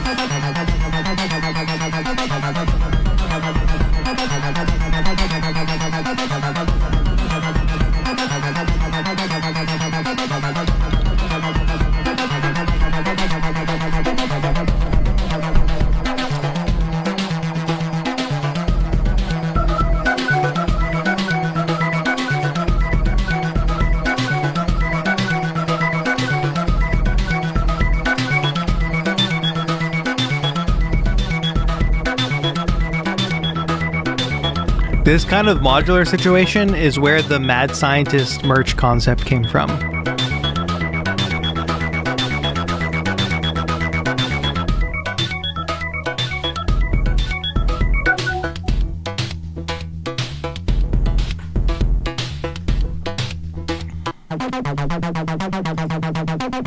Nice.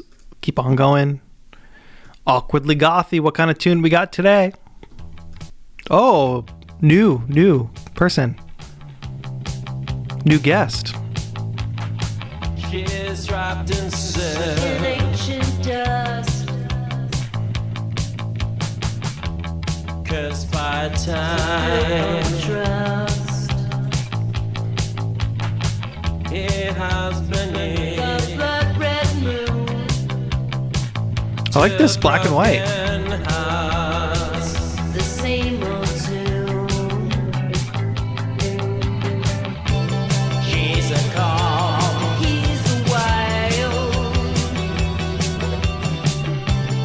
Nightborn lovers, dog and style. He's a wolf with a haunted soul.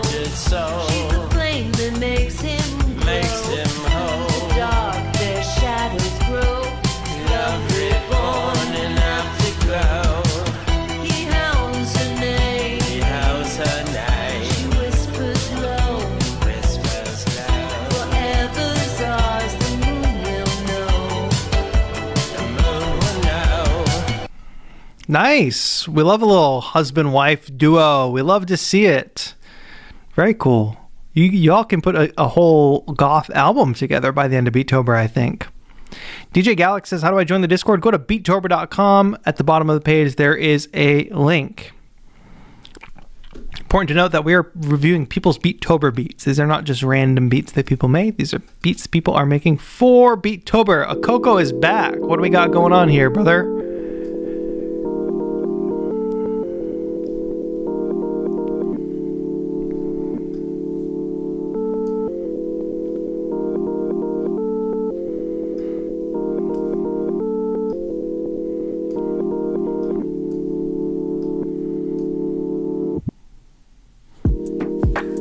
Oh, nice drums. Nice chords as well.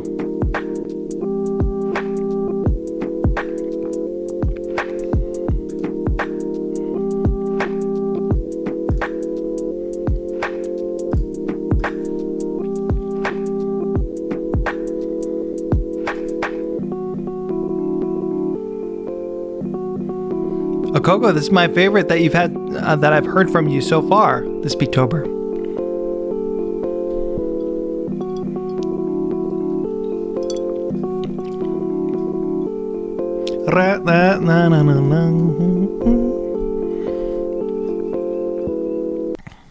Cool.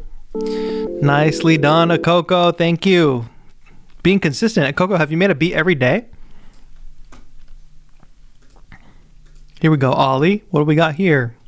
Wait, I keep messing up all the windows that I need open.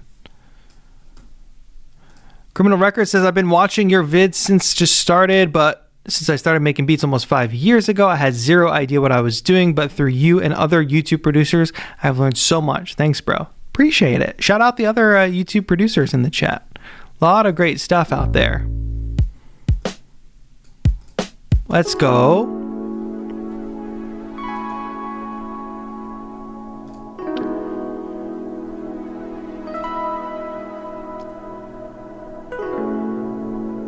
Not too late to join. You don't need experience. You can be a complete beginner and just join.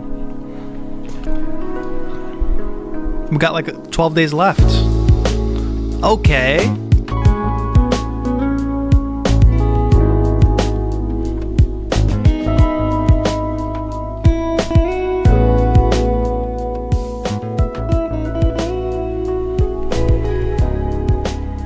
Wow.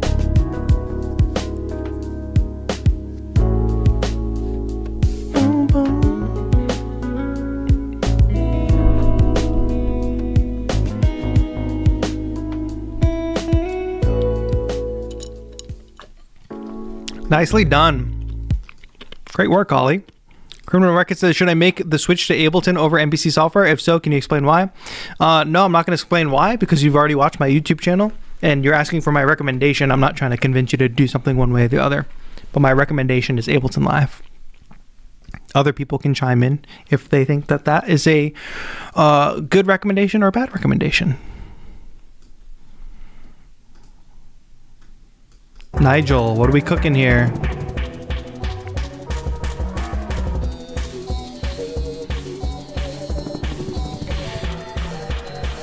Robert, appreciate you. No worries. Whatever way you can contribute is much appreciated. Ba ba ba ba ba ba ba.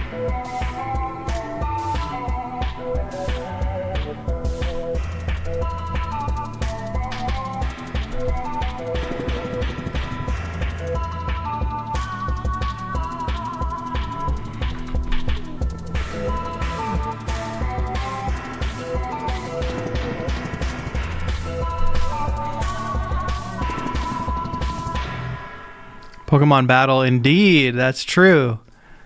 Cool. Nigel, you're always making cool stuff, but lots of different stuff, like scoring stuff and then little almost 8-bitty kind of things like this. Very cool. Make an entire composition using only the sound from a cat purr and sound paint effects to manipulate it to a playable instrument. Nice. All right, let's keep on going. ZR, where you at?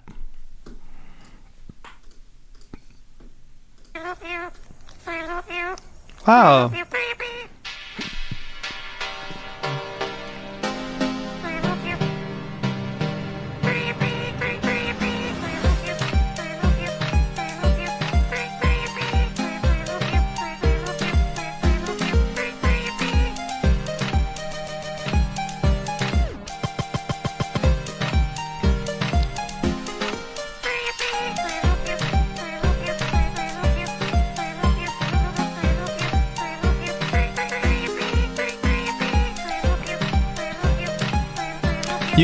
This is the kind of stuff that happens when we get 3/4 of the way through Beattober.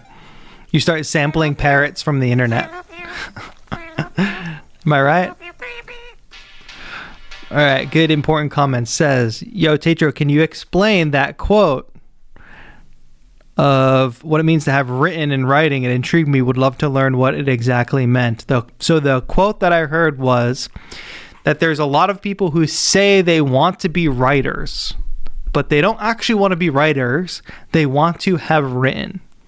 And then the person went on to say, well, if you wanted to be a writer, you would be writing, right? If you wanted to write, you would be writing. But many people want to have written. They want sort of all the things that come with being an established or accomplished writer but they're not really thinking about what it means to be a writer. And I think that very much translates into music and into music production, whatever area of music you want to go to. It's like people see folks like you all, doing Beattober, with your little machines, making your music out and about in your little home studios. People see that and they go, I want to have done that. I want to do that. But then ultimately what happens, they buy a piece of gear or they watch a tutorial video and then they come to my chat and they say, do I have to learn all this? And it's like, yeah, what do you think we're all doing? So from the music producer perspective, it's or from the artist perspective, I think you really, really need to ask yourself, especially for all you who are just thinking about wading into the waters of this, is do you actually want to be a musician or artist? Or do you just want the sort of accomplished prestige of what it looks like to be an artist? Because I think anybody who's doing Beattober right now, if you're in here and you're doing Beattober, many of you are, talk about how hard it is. Talk about how exhausting it is. I'm sure you all know, because I know, I understand. I do the challenge myself. It's my 5th year doing this challenge. It's exhausting. It doesn't always feel good at the end of the day. At the end of the month, you've accomplished something great, but in the day-to-day, just like getting on the treadmill and running, it's tiring. Your muscles hurt. It sometimes feels bad to exercise. Some people say that running makes you feel good. I've never had that experience. Running always feels bad. But the accomplishment of having done the exercise, what you get from that is why you do it. So folks out there that are putting in the work doing Beattober, making beats, learning all this stuff, it's work. It's not just the end result. So when you have your eyes set on a mission, you want to learn to do something, you want to do something, make sure you're thinking about what it actually entails to do that. And the red flag for me is when people start trying to find ways that they can skip steps or do it as fast as possible, or start looking for efficiency rather than having a clear goal in mind. You should want to be a musician because you love making music, not because you want to have made music. That's the sort of explanation of the quote there, and I thought it was really, really relevant, especially to some, because I hear from a lot of beginners or a lot of people who want to make music in theory, but I think eventually they realize they're wait, I have to learn stuff. People who buy a MIDI keyboard and they're wait, I have to learn how to play the keyboard. It's yeah, you bought a keyboard. What did you think was going to happen?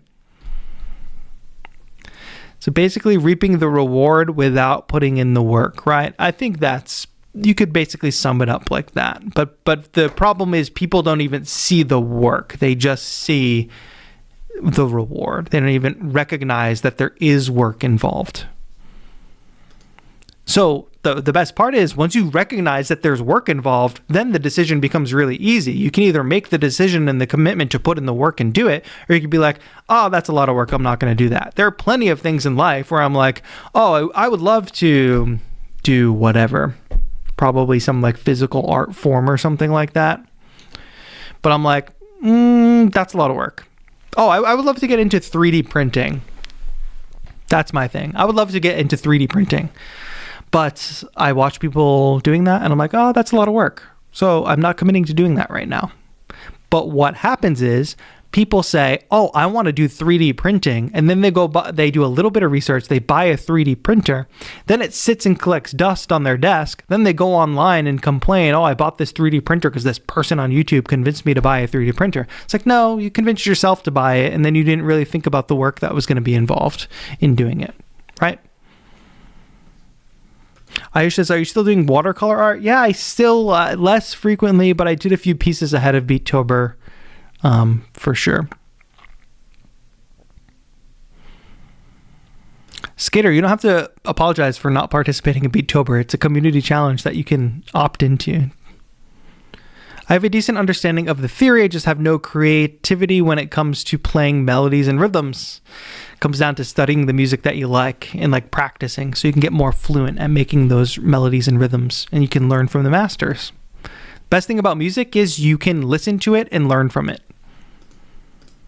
We're living in a world so saturated with instant gratification and satisfaction. Yeah, but I would say it's probably increased over time, the amount of instant gratification we have access to. However, it has always been a part of culture.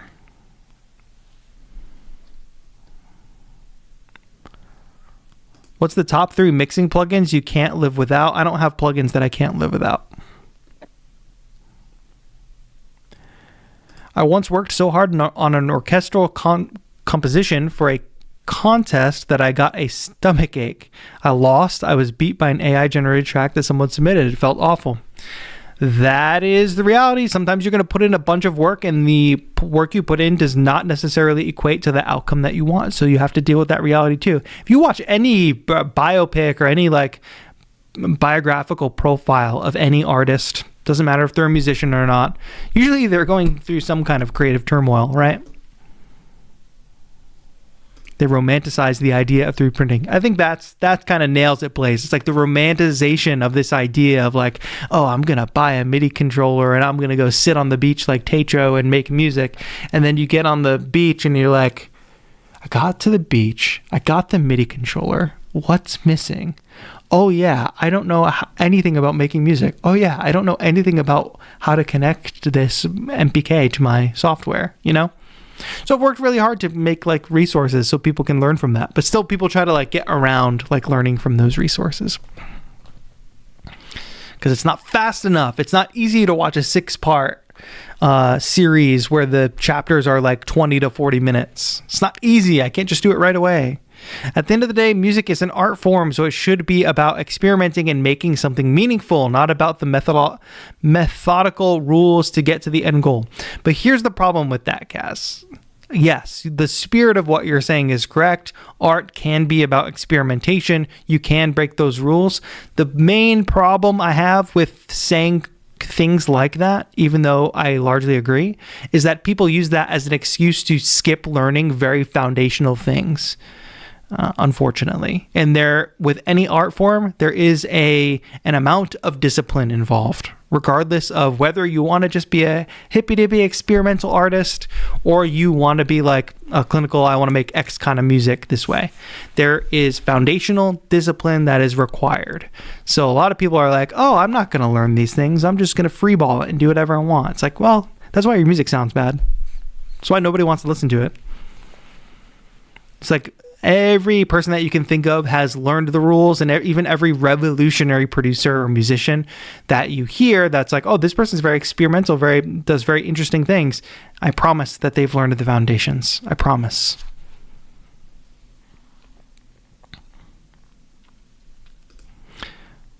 Between raising a son, working full-time, and maintaining a relationship, I can manage to crank out about 3 beats a week. Love my studio. It's so therapeutic. That's the beautiful part about music, too. And 3 beats a week with all of that on your plate, that real-life stuff on your plate, is a lot. So we also should just be really, really, really realistic about our life circumstances, our responsibilities outside of art, and figure out how to make art fit into our lives, Nothing more magical than when muscle memory kicks in for the first time. I remember the first time my fingers moved on their own from D to G on the guitar, and I was like, whoa. I remember playing Mary Had a Little Lamb for the first time on trumpet and like actually being able to get the notes out.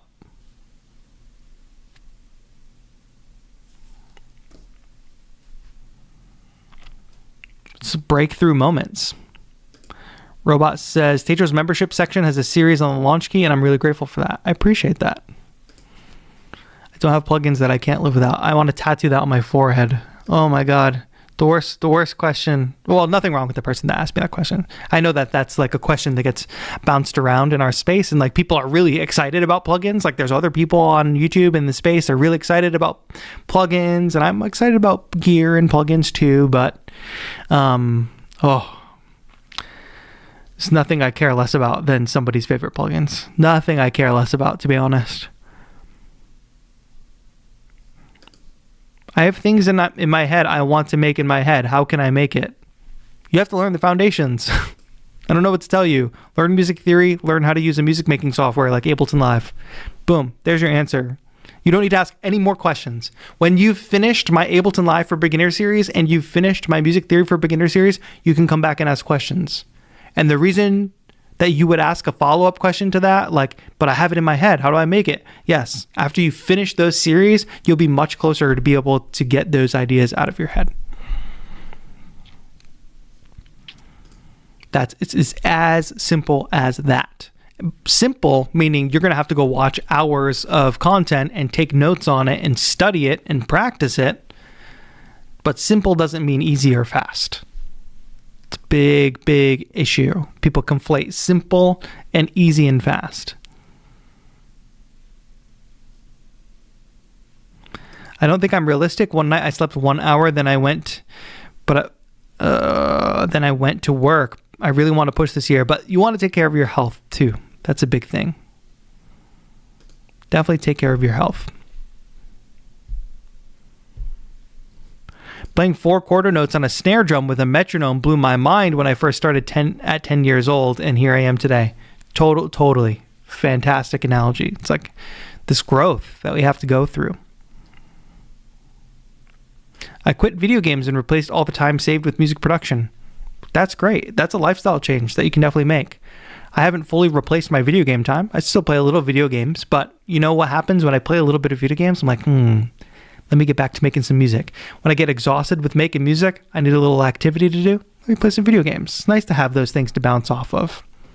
How did you learn to play keys? I want to start learning as I get my MPK 4. I started by learning songs that I liked. I learned how to play chords. I learned how to play in scales. And then in college, I also studied keyboard as well. Had to take basic keyboarding classes, jazz piano, that sort of thing. Very, very basic level. Sorry for the interruption. Facts, but I had 11K hours in Dota 2 over the past decade. Yeah, that can be a big issue. I majored in music. Unfortunately, I feel the video game time is good to break away from music when it gets overwhelming, just like taking a walk, get your mind wandering other places. Yeah, the thing about a walk is a very kind of passive activity, but video games is a very active activity where you have a very focused goal usually. So I really like that aspect of it. All right, I got sidetracked there. Let's get back into the tunes. Niels, let's go.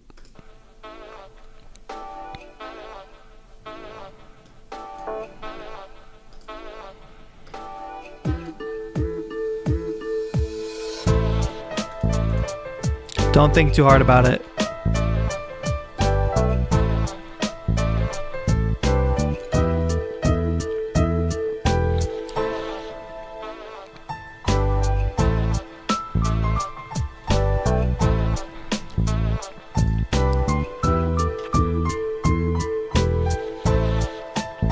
I like that saxophone sample.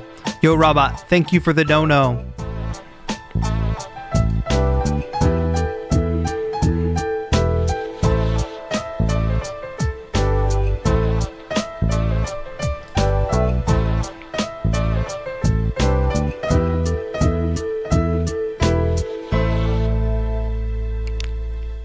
Eye contact with the camera, always. Nicely done, Niels. Thank you. Hey, Robot, thank you for that dono. Much appreciated. If you all enjoyed that rant, if you got a little bit of sage wisdom out of that rant, maybe donate $5. It's for the kids. Raising money for a great cause all month long and giving away lots of prizes, including at the end of this stream, an MPK. Let's go, Connor.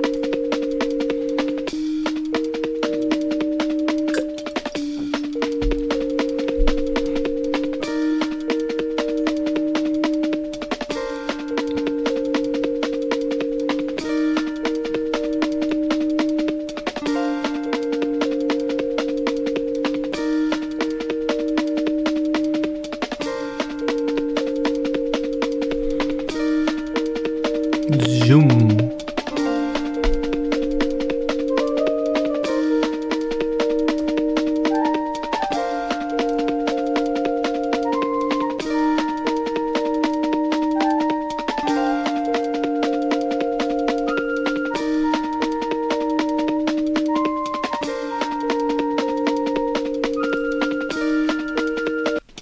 Oh, nice. I hope we can develop that one more because I was waiting for like some big drums and bass to come in. Nicely done, Connor, as usual. Let's keep it rolling. Accent, what do we got going next? Not that. No, definitely not the J Shetty. No, anything but that.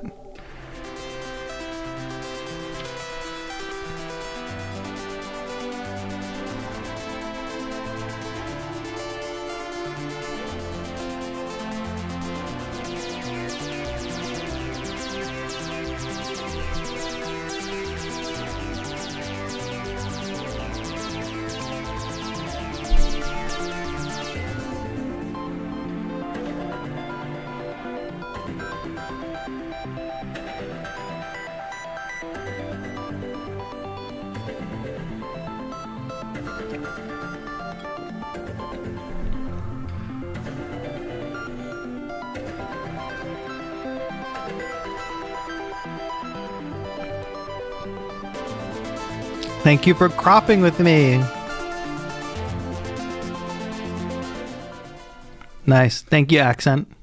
If somebody said Interstellar. Interstellar does have that juxtaposition of big farm plus space vibe.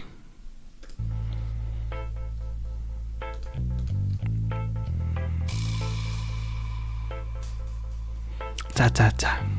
Ta ta ta.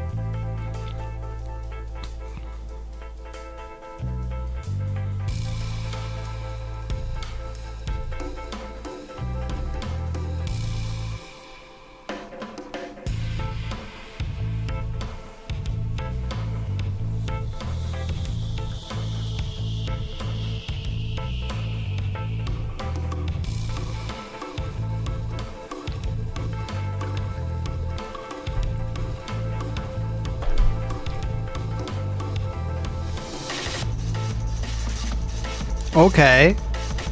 First of all, how are we getting this visualizer? I love the Winamp. Is it just like a...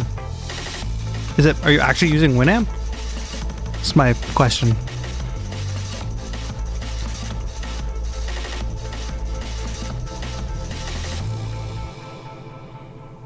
Nice. Very cool. Thank you, Audio Defect Wave. And like, the breaks came out of nowhere. What do we got next? Darwin. This is a quattro. Oh, here we go. A traditional Venezuelan instrument. I like this. Video diary vibes. In music, I want to share a piece of my country. It's a blend of textures and emotions.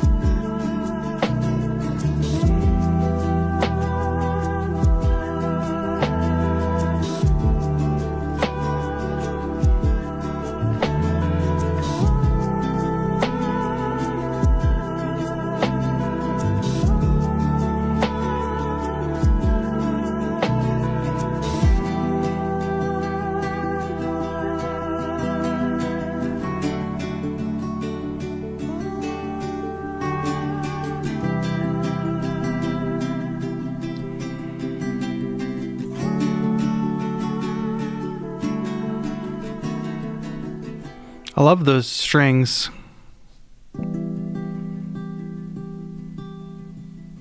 This is a cuatro, a Quattro. traditional Venezuelan instrument. Because it has 4 strings.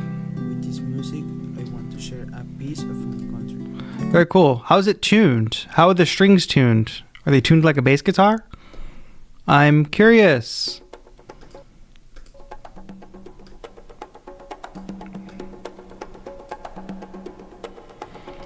Let's go, October Keys. What are we cooking up here?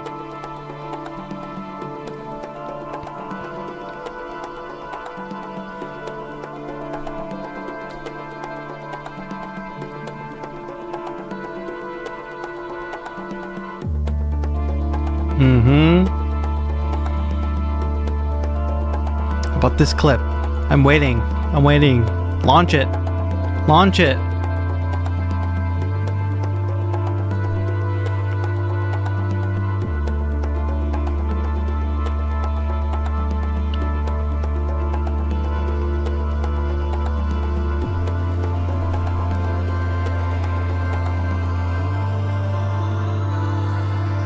Let's go.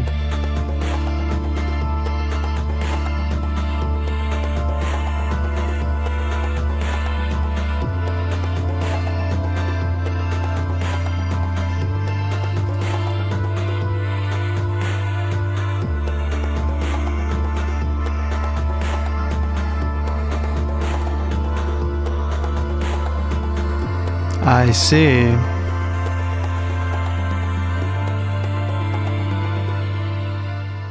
Nice. Well done. I love what you've been using Redux a lot, it sounds like, but I do like how it sounds. Makes everything a little crunchy. I'm a fan of the crunch. Onshore. I love this little setup. I love the trinkets.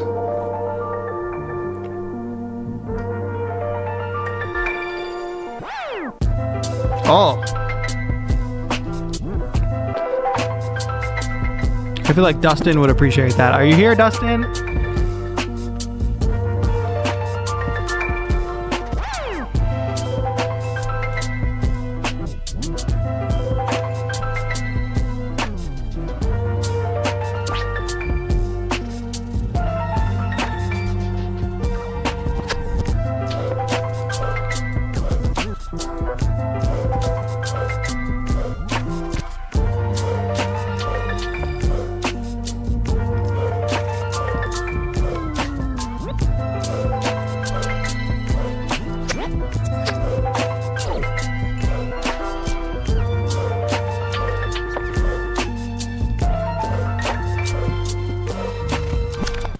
Nice. Onshore, really fantastic.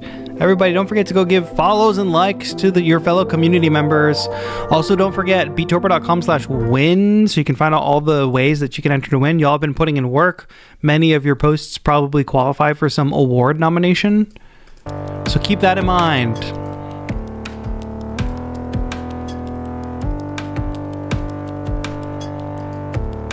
The pen tapping app.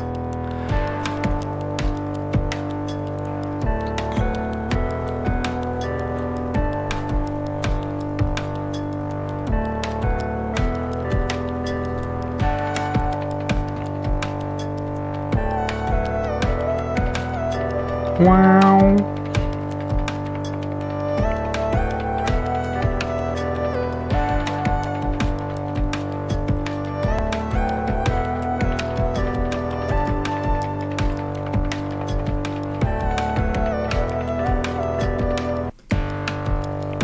Nicely done, Beta Run.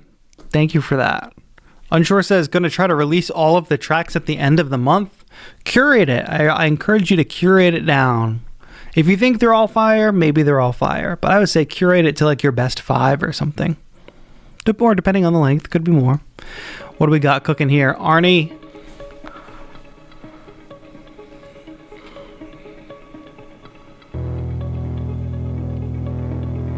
All the merch. Arnie's got the notebook.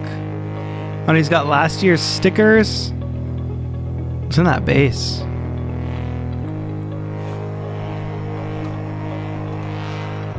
And the hoodie. We're matching.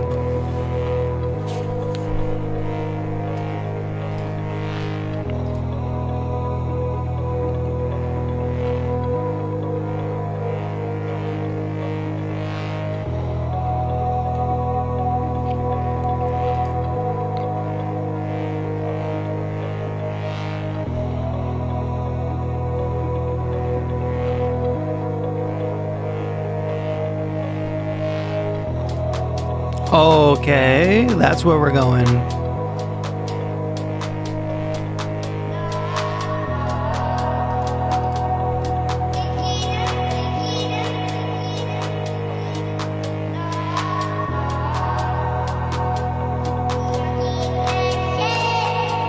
Wow, that's so great. Okay.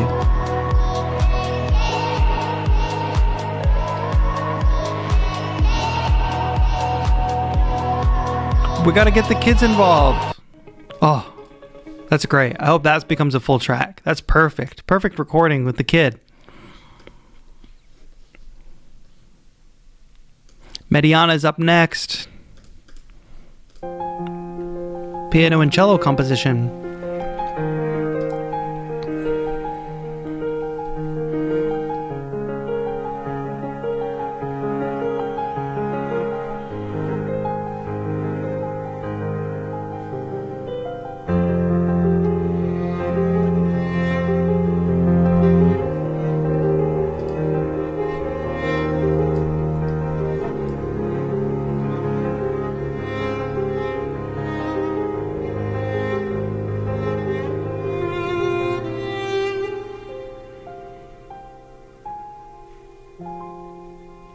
Nice.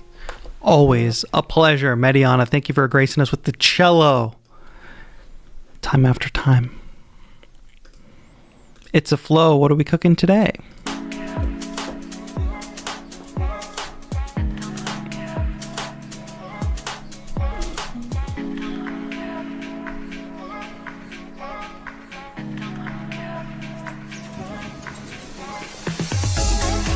Oh.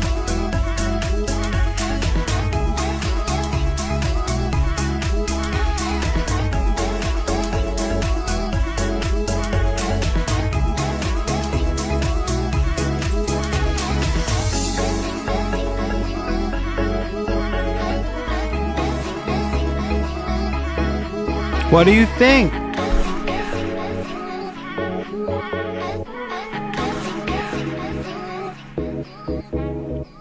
Nice.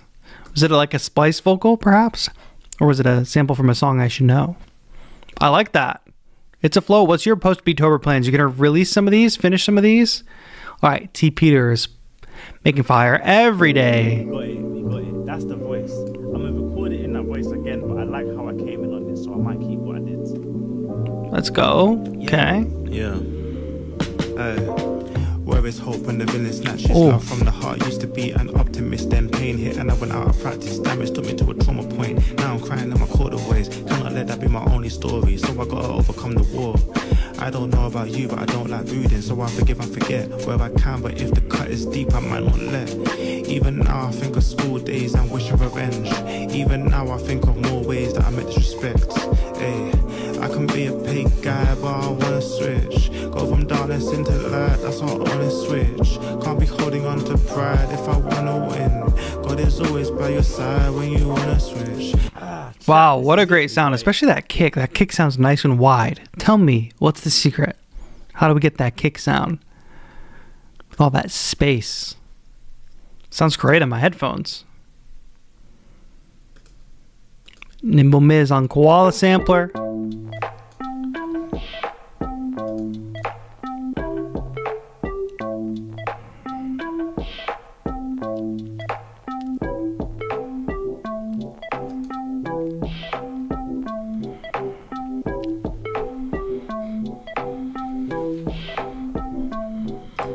It's all good, Nimble Miz. It's all good. We got something going on here.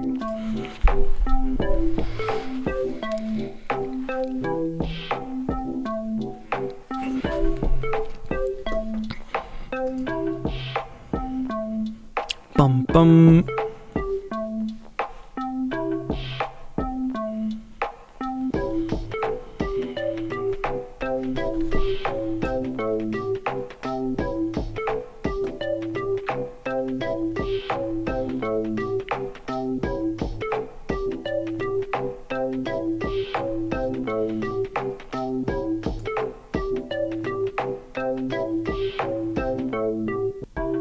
All right.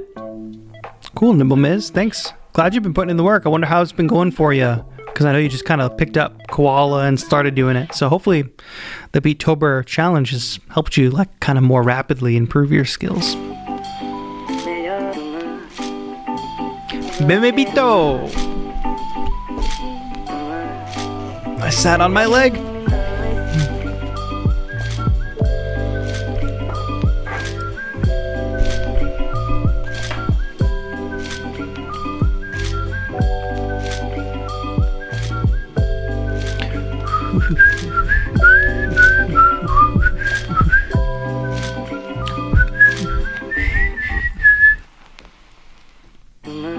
Nice.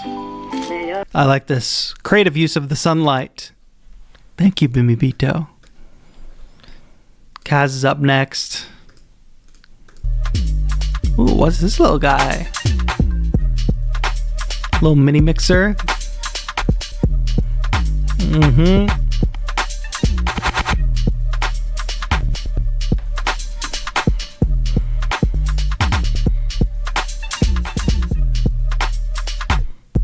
Nice.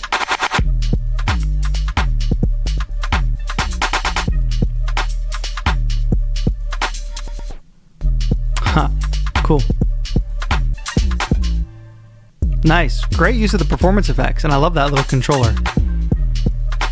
Good work, Kaz. We got all the genres today. Well, not all the genres. What am I missing? But of course, at most. Whatever happened to Dexter? I feel like everything's been remade, but not Dexter. Dexter's Laboratory.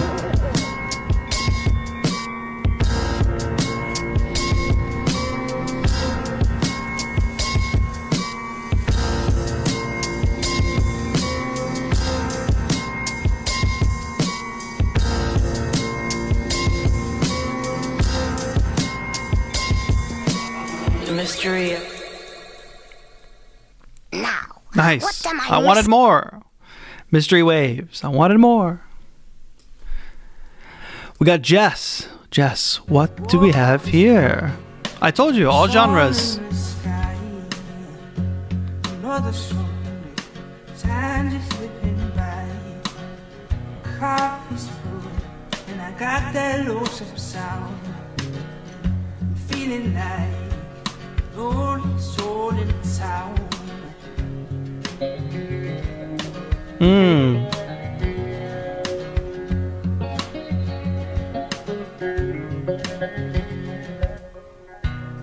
Oh, Sunday, Sunday, you gotta hold on. A bittersweet melody for all the world to see. They are rest in consolation, the heavy soulful sight, waiting on Monday with a tear in my eye.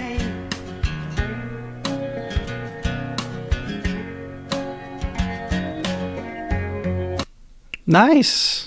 Woke up this morning. Thanks, Jess. That's a nice little switch up from the electronic music. Thank you. And then Dream Machine brings us down into the digital depths.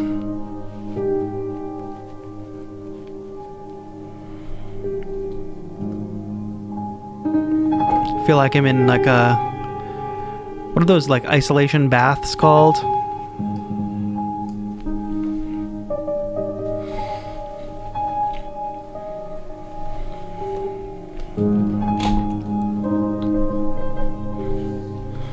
Float tank? No, it has some other word.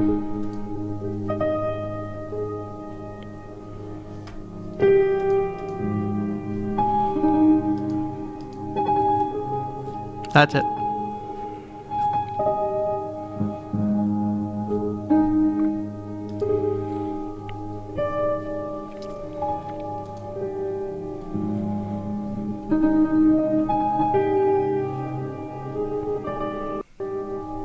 I like that we get a little story there. I think you should pursue this, Dream Machine. The storytelling element is interesting. It's giving like what is it called? ARG kind of ish vibes. I like that. All right, that 70s kid. Here we go. Ooh.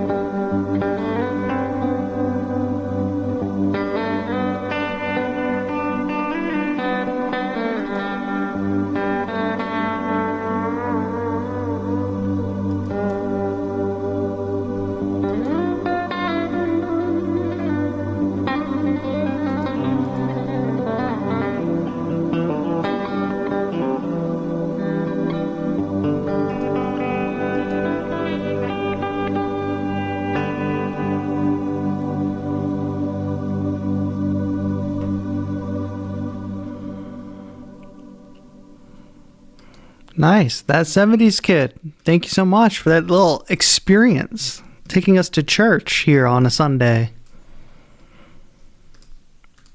Ayush, back at it again.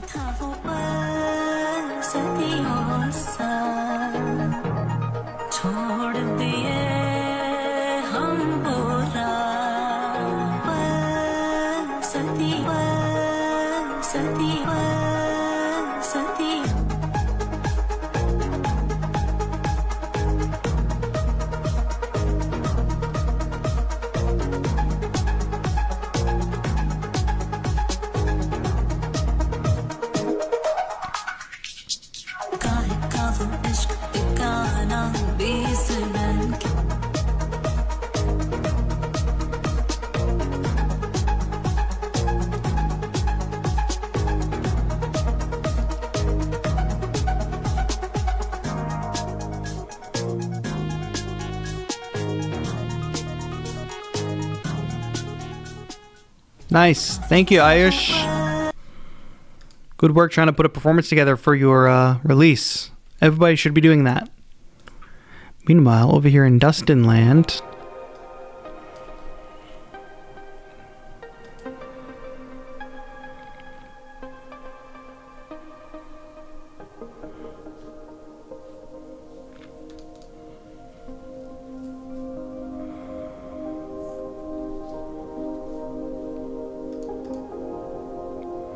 the ambient situation, the noise on the S1 is great.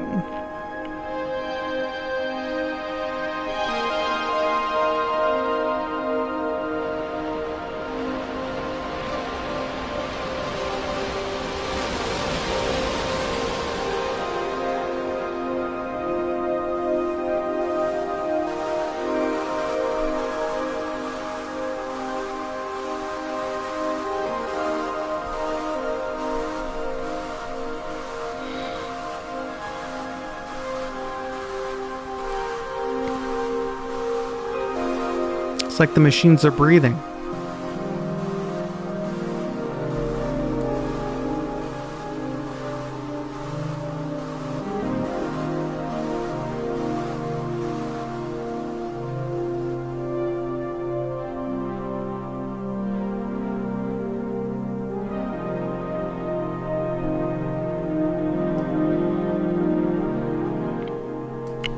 Good work, Dustin. We gotta keep going because we're going a little long, though.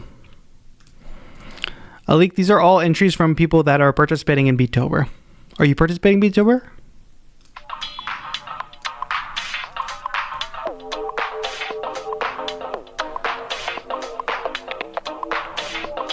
Then head to beattober.com And join the Discord.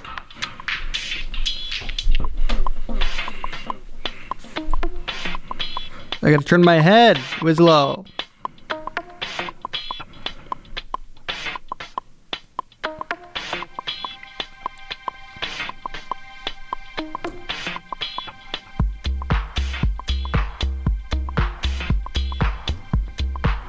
Welcome back, Barista Beats. Thanks for being here.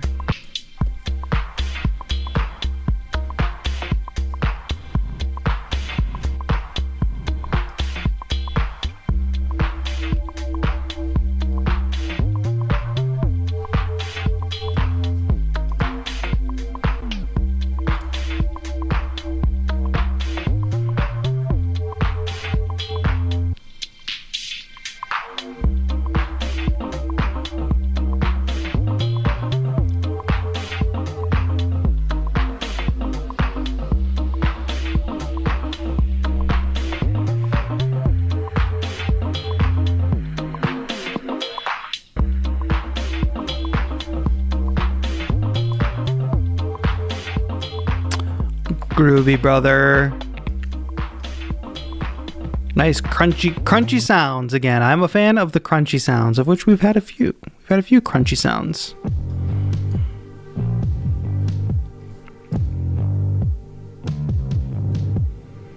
TI-80 Mark is back up to the antics.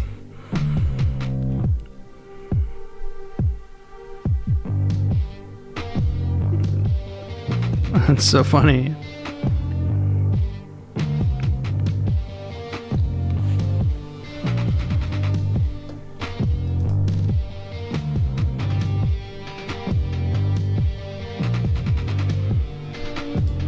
Sorry about that, Jimmy. I got you next.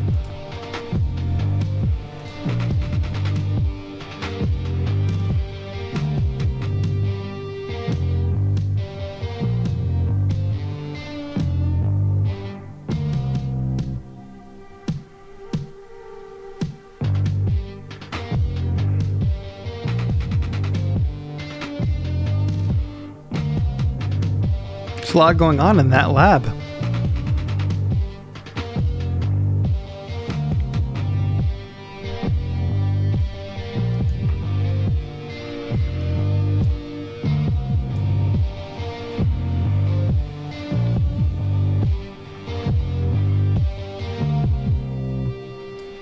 Nice. Thank you, TI-80 Mark. You've gone through a couple of different video styles this year, so that's cool. All right, Jimmy, what's going on here? We're shredding again.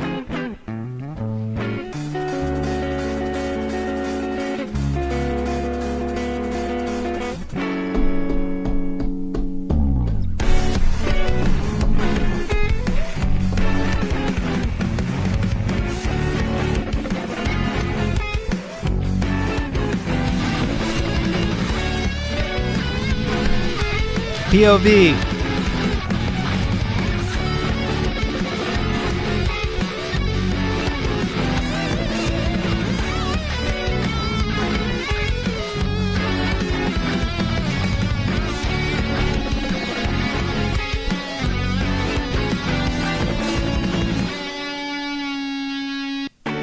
Excellent, Jimmy. Anime type beat. We love it.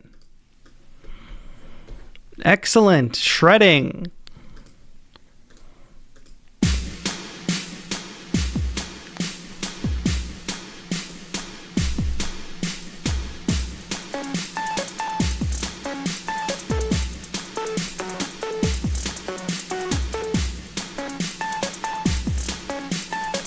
All right, where are we going? Where are we going?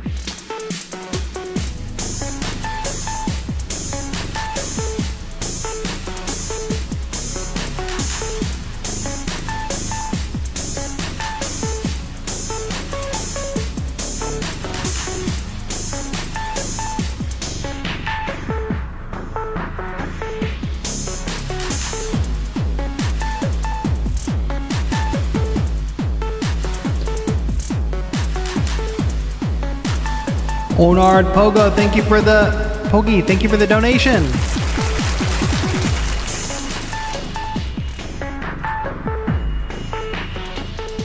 Shout out to Onard Pogi for the dono. Much appreciated for the kids. That puts us at 1,209.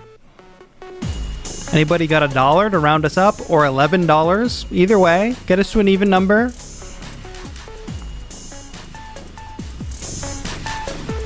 I do think it's a good mix of EDM, like electronic instruments and trap drums. I think you could even lean further into like getting it to be an industrial kind of sound too. Seems like it could lean that way. Thank you to LSD. Thank you to LSD. How many folks have said that in their lifetime? Meanwhile, Joshua Ho, chillin'.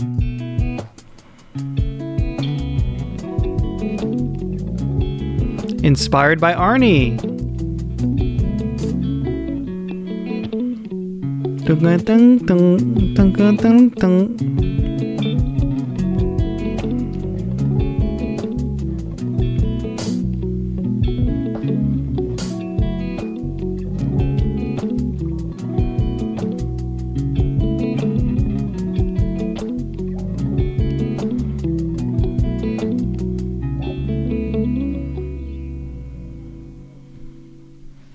Great as usual, Josh. A lot of really great guitar entries this year, for sure. That's going to be a no joke category. Zeus.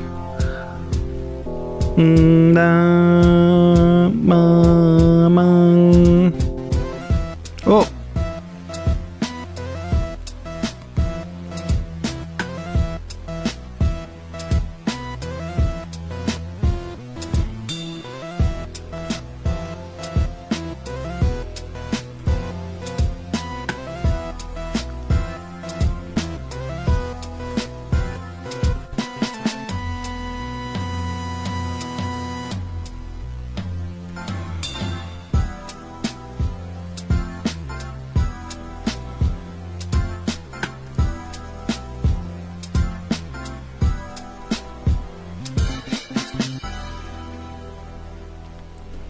Cool, cool, cool.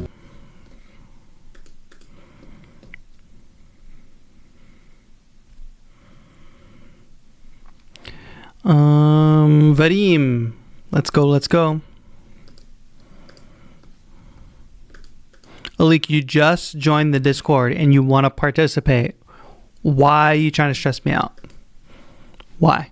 Is that the vibe? Has that been the vibe in the chat? Read the room. Oh,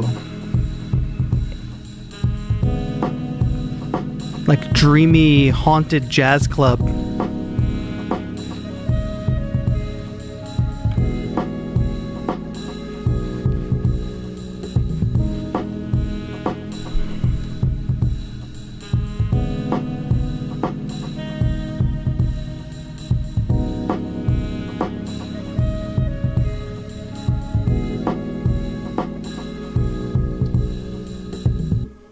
Nice. It's like I'm dreaming about it's like Silent Hill, but if there was a jazz club in the distance. Alik, what I'm saying is, you said you added an NSFW link. So, do you expect me to play that on stream? Perhaps I can't play your link now? I don't know what you mean.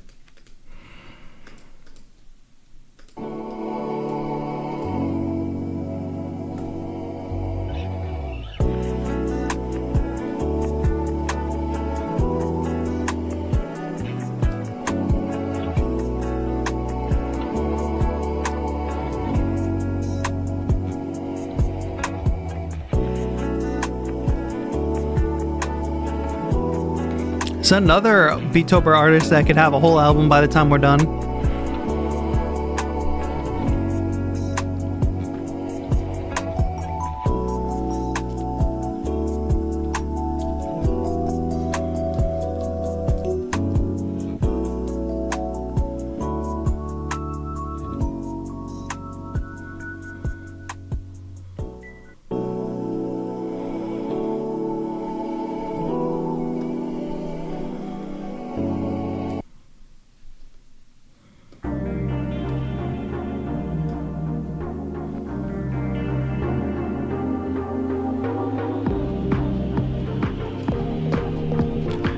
Leave me alone. I got all the tabs open.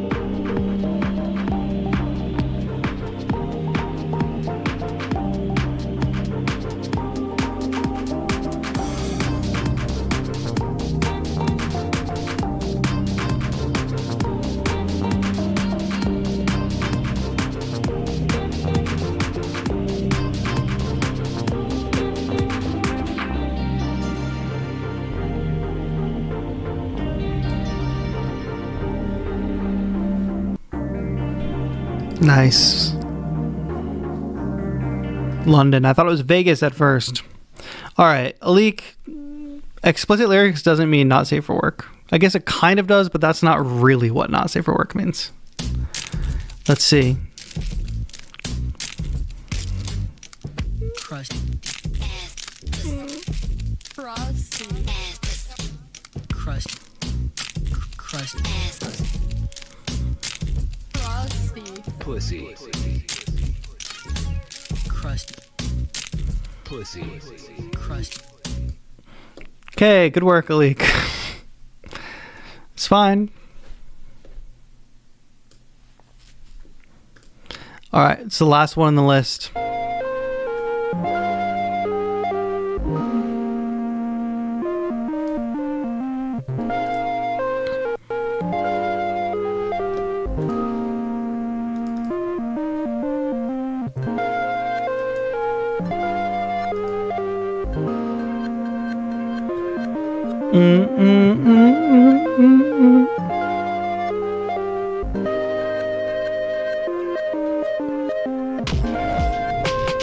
Nice.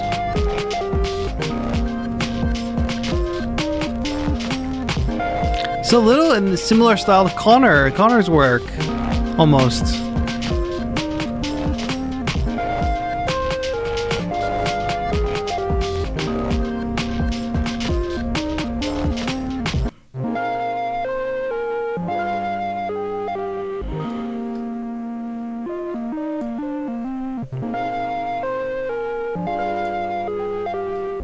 Nice. Very cool. I like that. A lot of people embracing the crunch. Yeah, I mean, I'll just like briefly touch on like Alik. So glad that you're participating in Beattober. I think there is a strong value in having the social skills to read the room and to catch the vibe of what's going on in the whole group and think thoughtfully about how you want to participate, right? So you want to jump, like we've had explicit lyric tracks on the stream before. It's not a huge deal. People rapping, they use some of like explicit lyrics, right? That's fine. But there is like a difference in like a gratuitousness to just like sampling another artist and just taking an explicit word and just like triggering it over and over again, you know? There's a big, I think there is like a big social value in like reading the room and kind of thing. But that's all good. I'm going to play your day 15.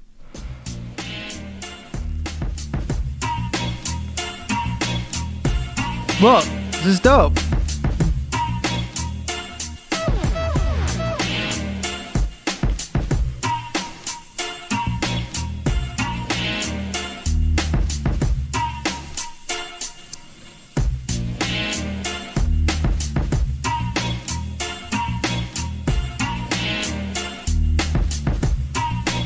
I like the little trumpet stabs.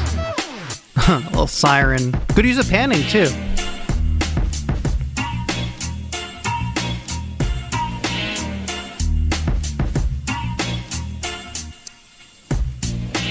I love, that's like shooting a basketball and you're waiting for it to go in. Boom, and the beat drops. Nice. What are you using to chop the samples? Are you using like Koala or something, Alik? Good work. Good work. See, no harm, no shame. Let's all just like read the room, read the vibes. It's important in online spaces just like it's important in physical spaces as well. Good work, Ali. Glad to see you're putting in work and seems like you're taking on the challenge every day. All right. Let's keep it going. Serato Studio. Nice. Any other Serato Studio fans in the audience? Okay, let's get a little chill vibes in the background. Folks, that is all for today, but I did say that you would have the opportunity to win an MPK Mini Mark IV. I lied. Just kidding. Just kidding. So here's what I need to do. So this is not just going to be a random chat giveaway. There's going to be a Google form for this giveaway. So since you all stuck around and hung out the whole stream, I'm going to drop this Google form link in the chat right now. Google form link in the chat. In fact, I'm going to pin it to the chat right now.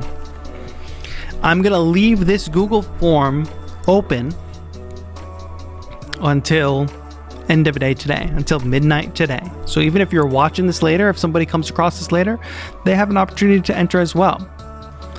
So let me know if that Google form is accessible.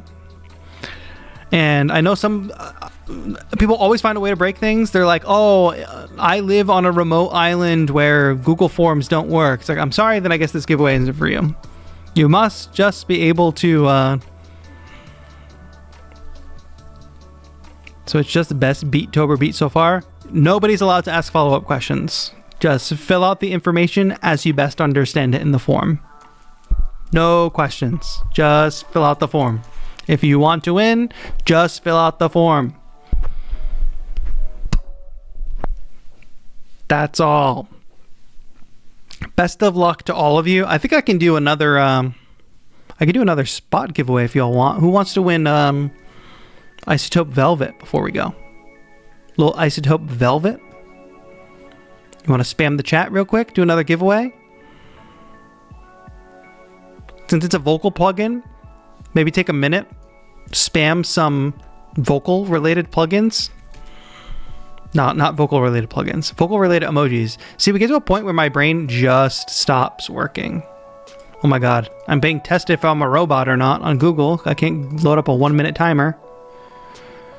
All right, 1 minute timer, y'all. Here we go. To win Isotope Velvet. Isotope Native Instruments have also been big supporters of the Beattober activities. So jump in, spam those emojis. When I choose you as a winner, you must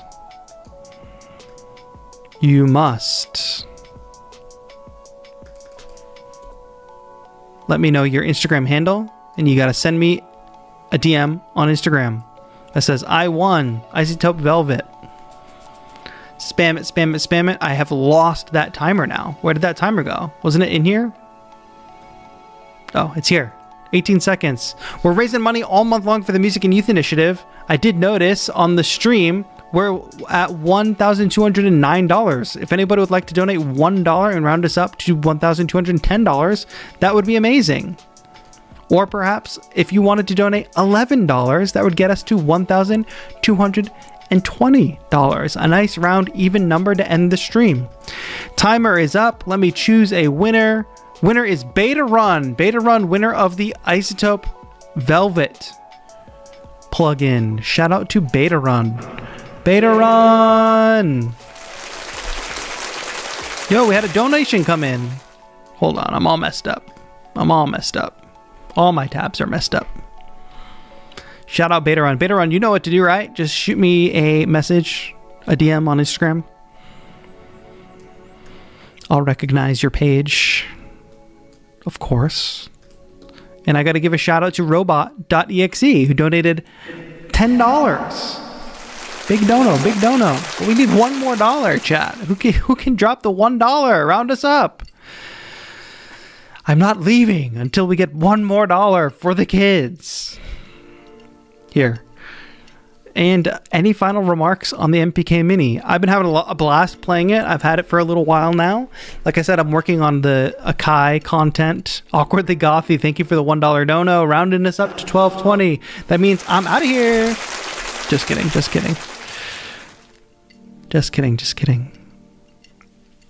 An anonymous dono for $5. Thank you so much. $5 dono. €5, I think. Do you prefer wheels or strips? I think wheels are good. Wheels are definitely good if you can get them this low profile. Strips are also fine. I actually, I don't think that I use pitch bend and mod that often to have a strong preference. It's not a big make or break, but I think the best case scenario is physical wheels, probably.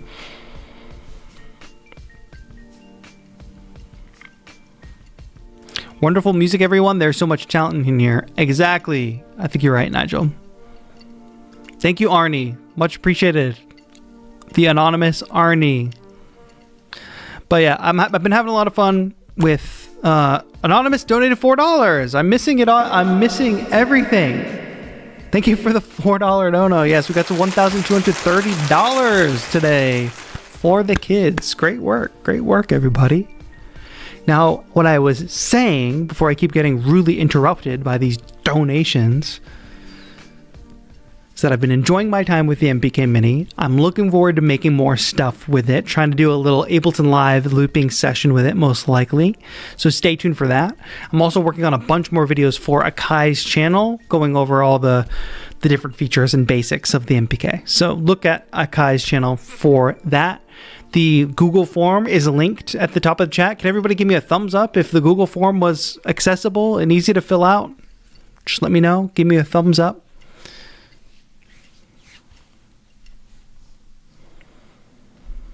Do the people entering the MPK mini giveaway have to submit a beat? I saw the link to your best Beattober beat question. Does the form have a required form part that said, somebody answer for this for me in chat. Does the form, this is what I love about doing Beattober. It's like I see that on the form there's this required part, but like, do I have to do that? It says required, but is it required? Come on, y'all. Come on. I try to give some tough love and some jabs, and I do this to my students too, but come on, y'all.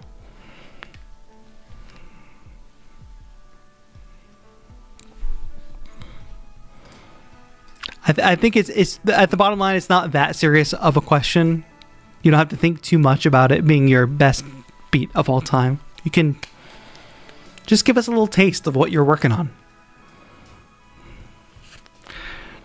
TAETRO is ready to pop us off. Yeah, maybe I'm just a little hungry, but I just want you all to go out into the world and not be afraid of just taking things at face value and moving forward with the way you understand it.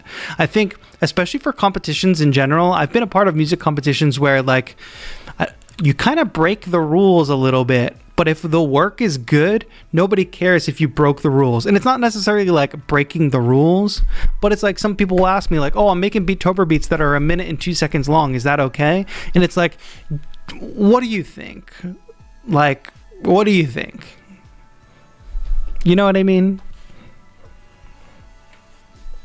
I think that there's a way of moving through the world where you should just kind of do what you think is right and not worry too much. Take what's there at face value and then keep moving through the world.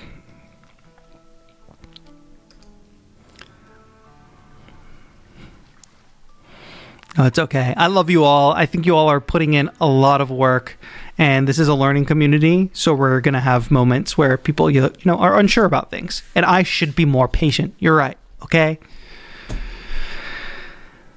Anna from Frozen 2 saying about doing the next right thing. I'll have to listen to Anna from Frozen 2.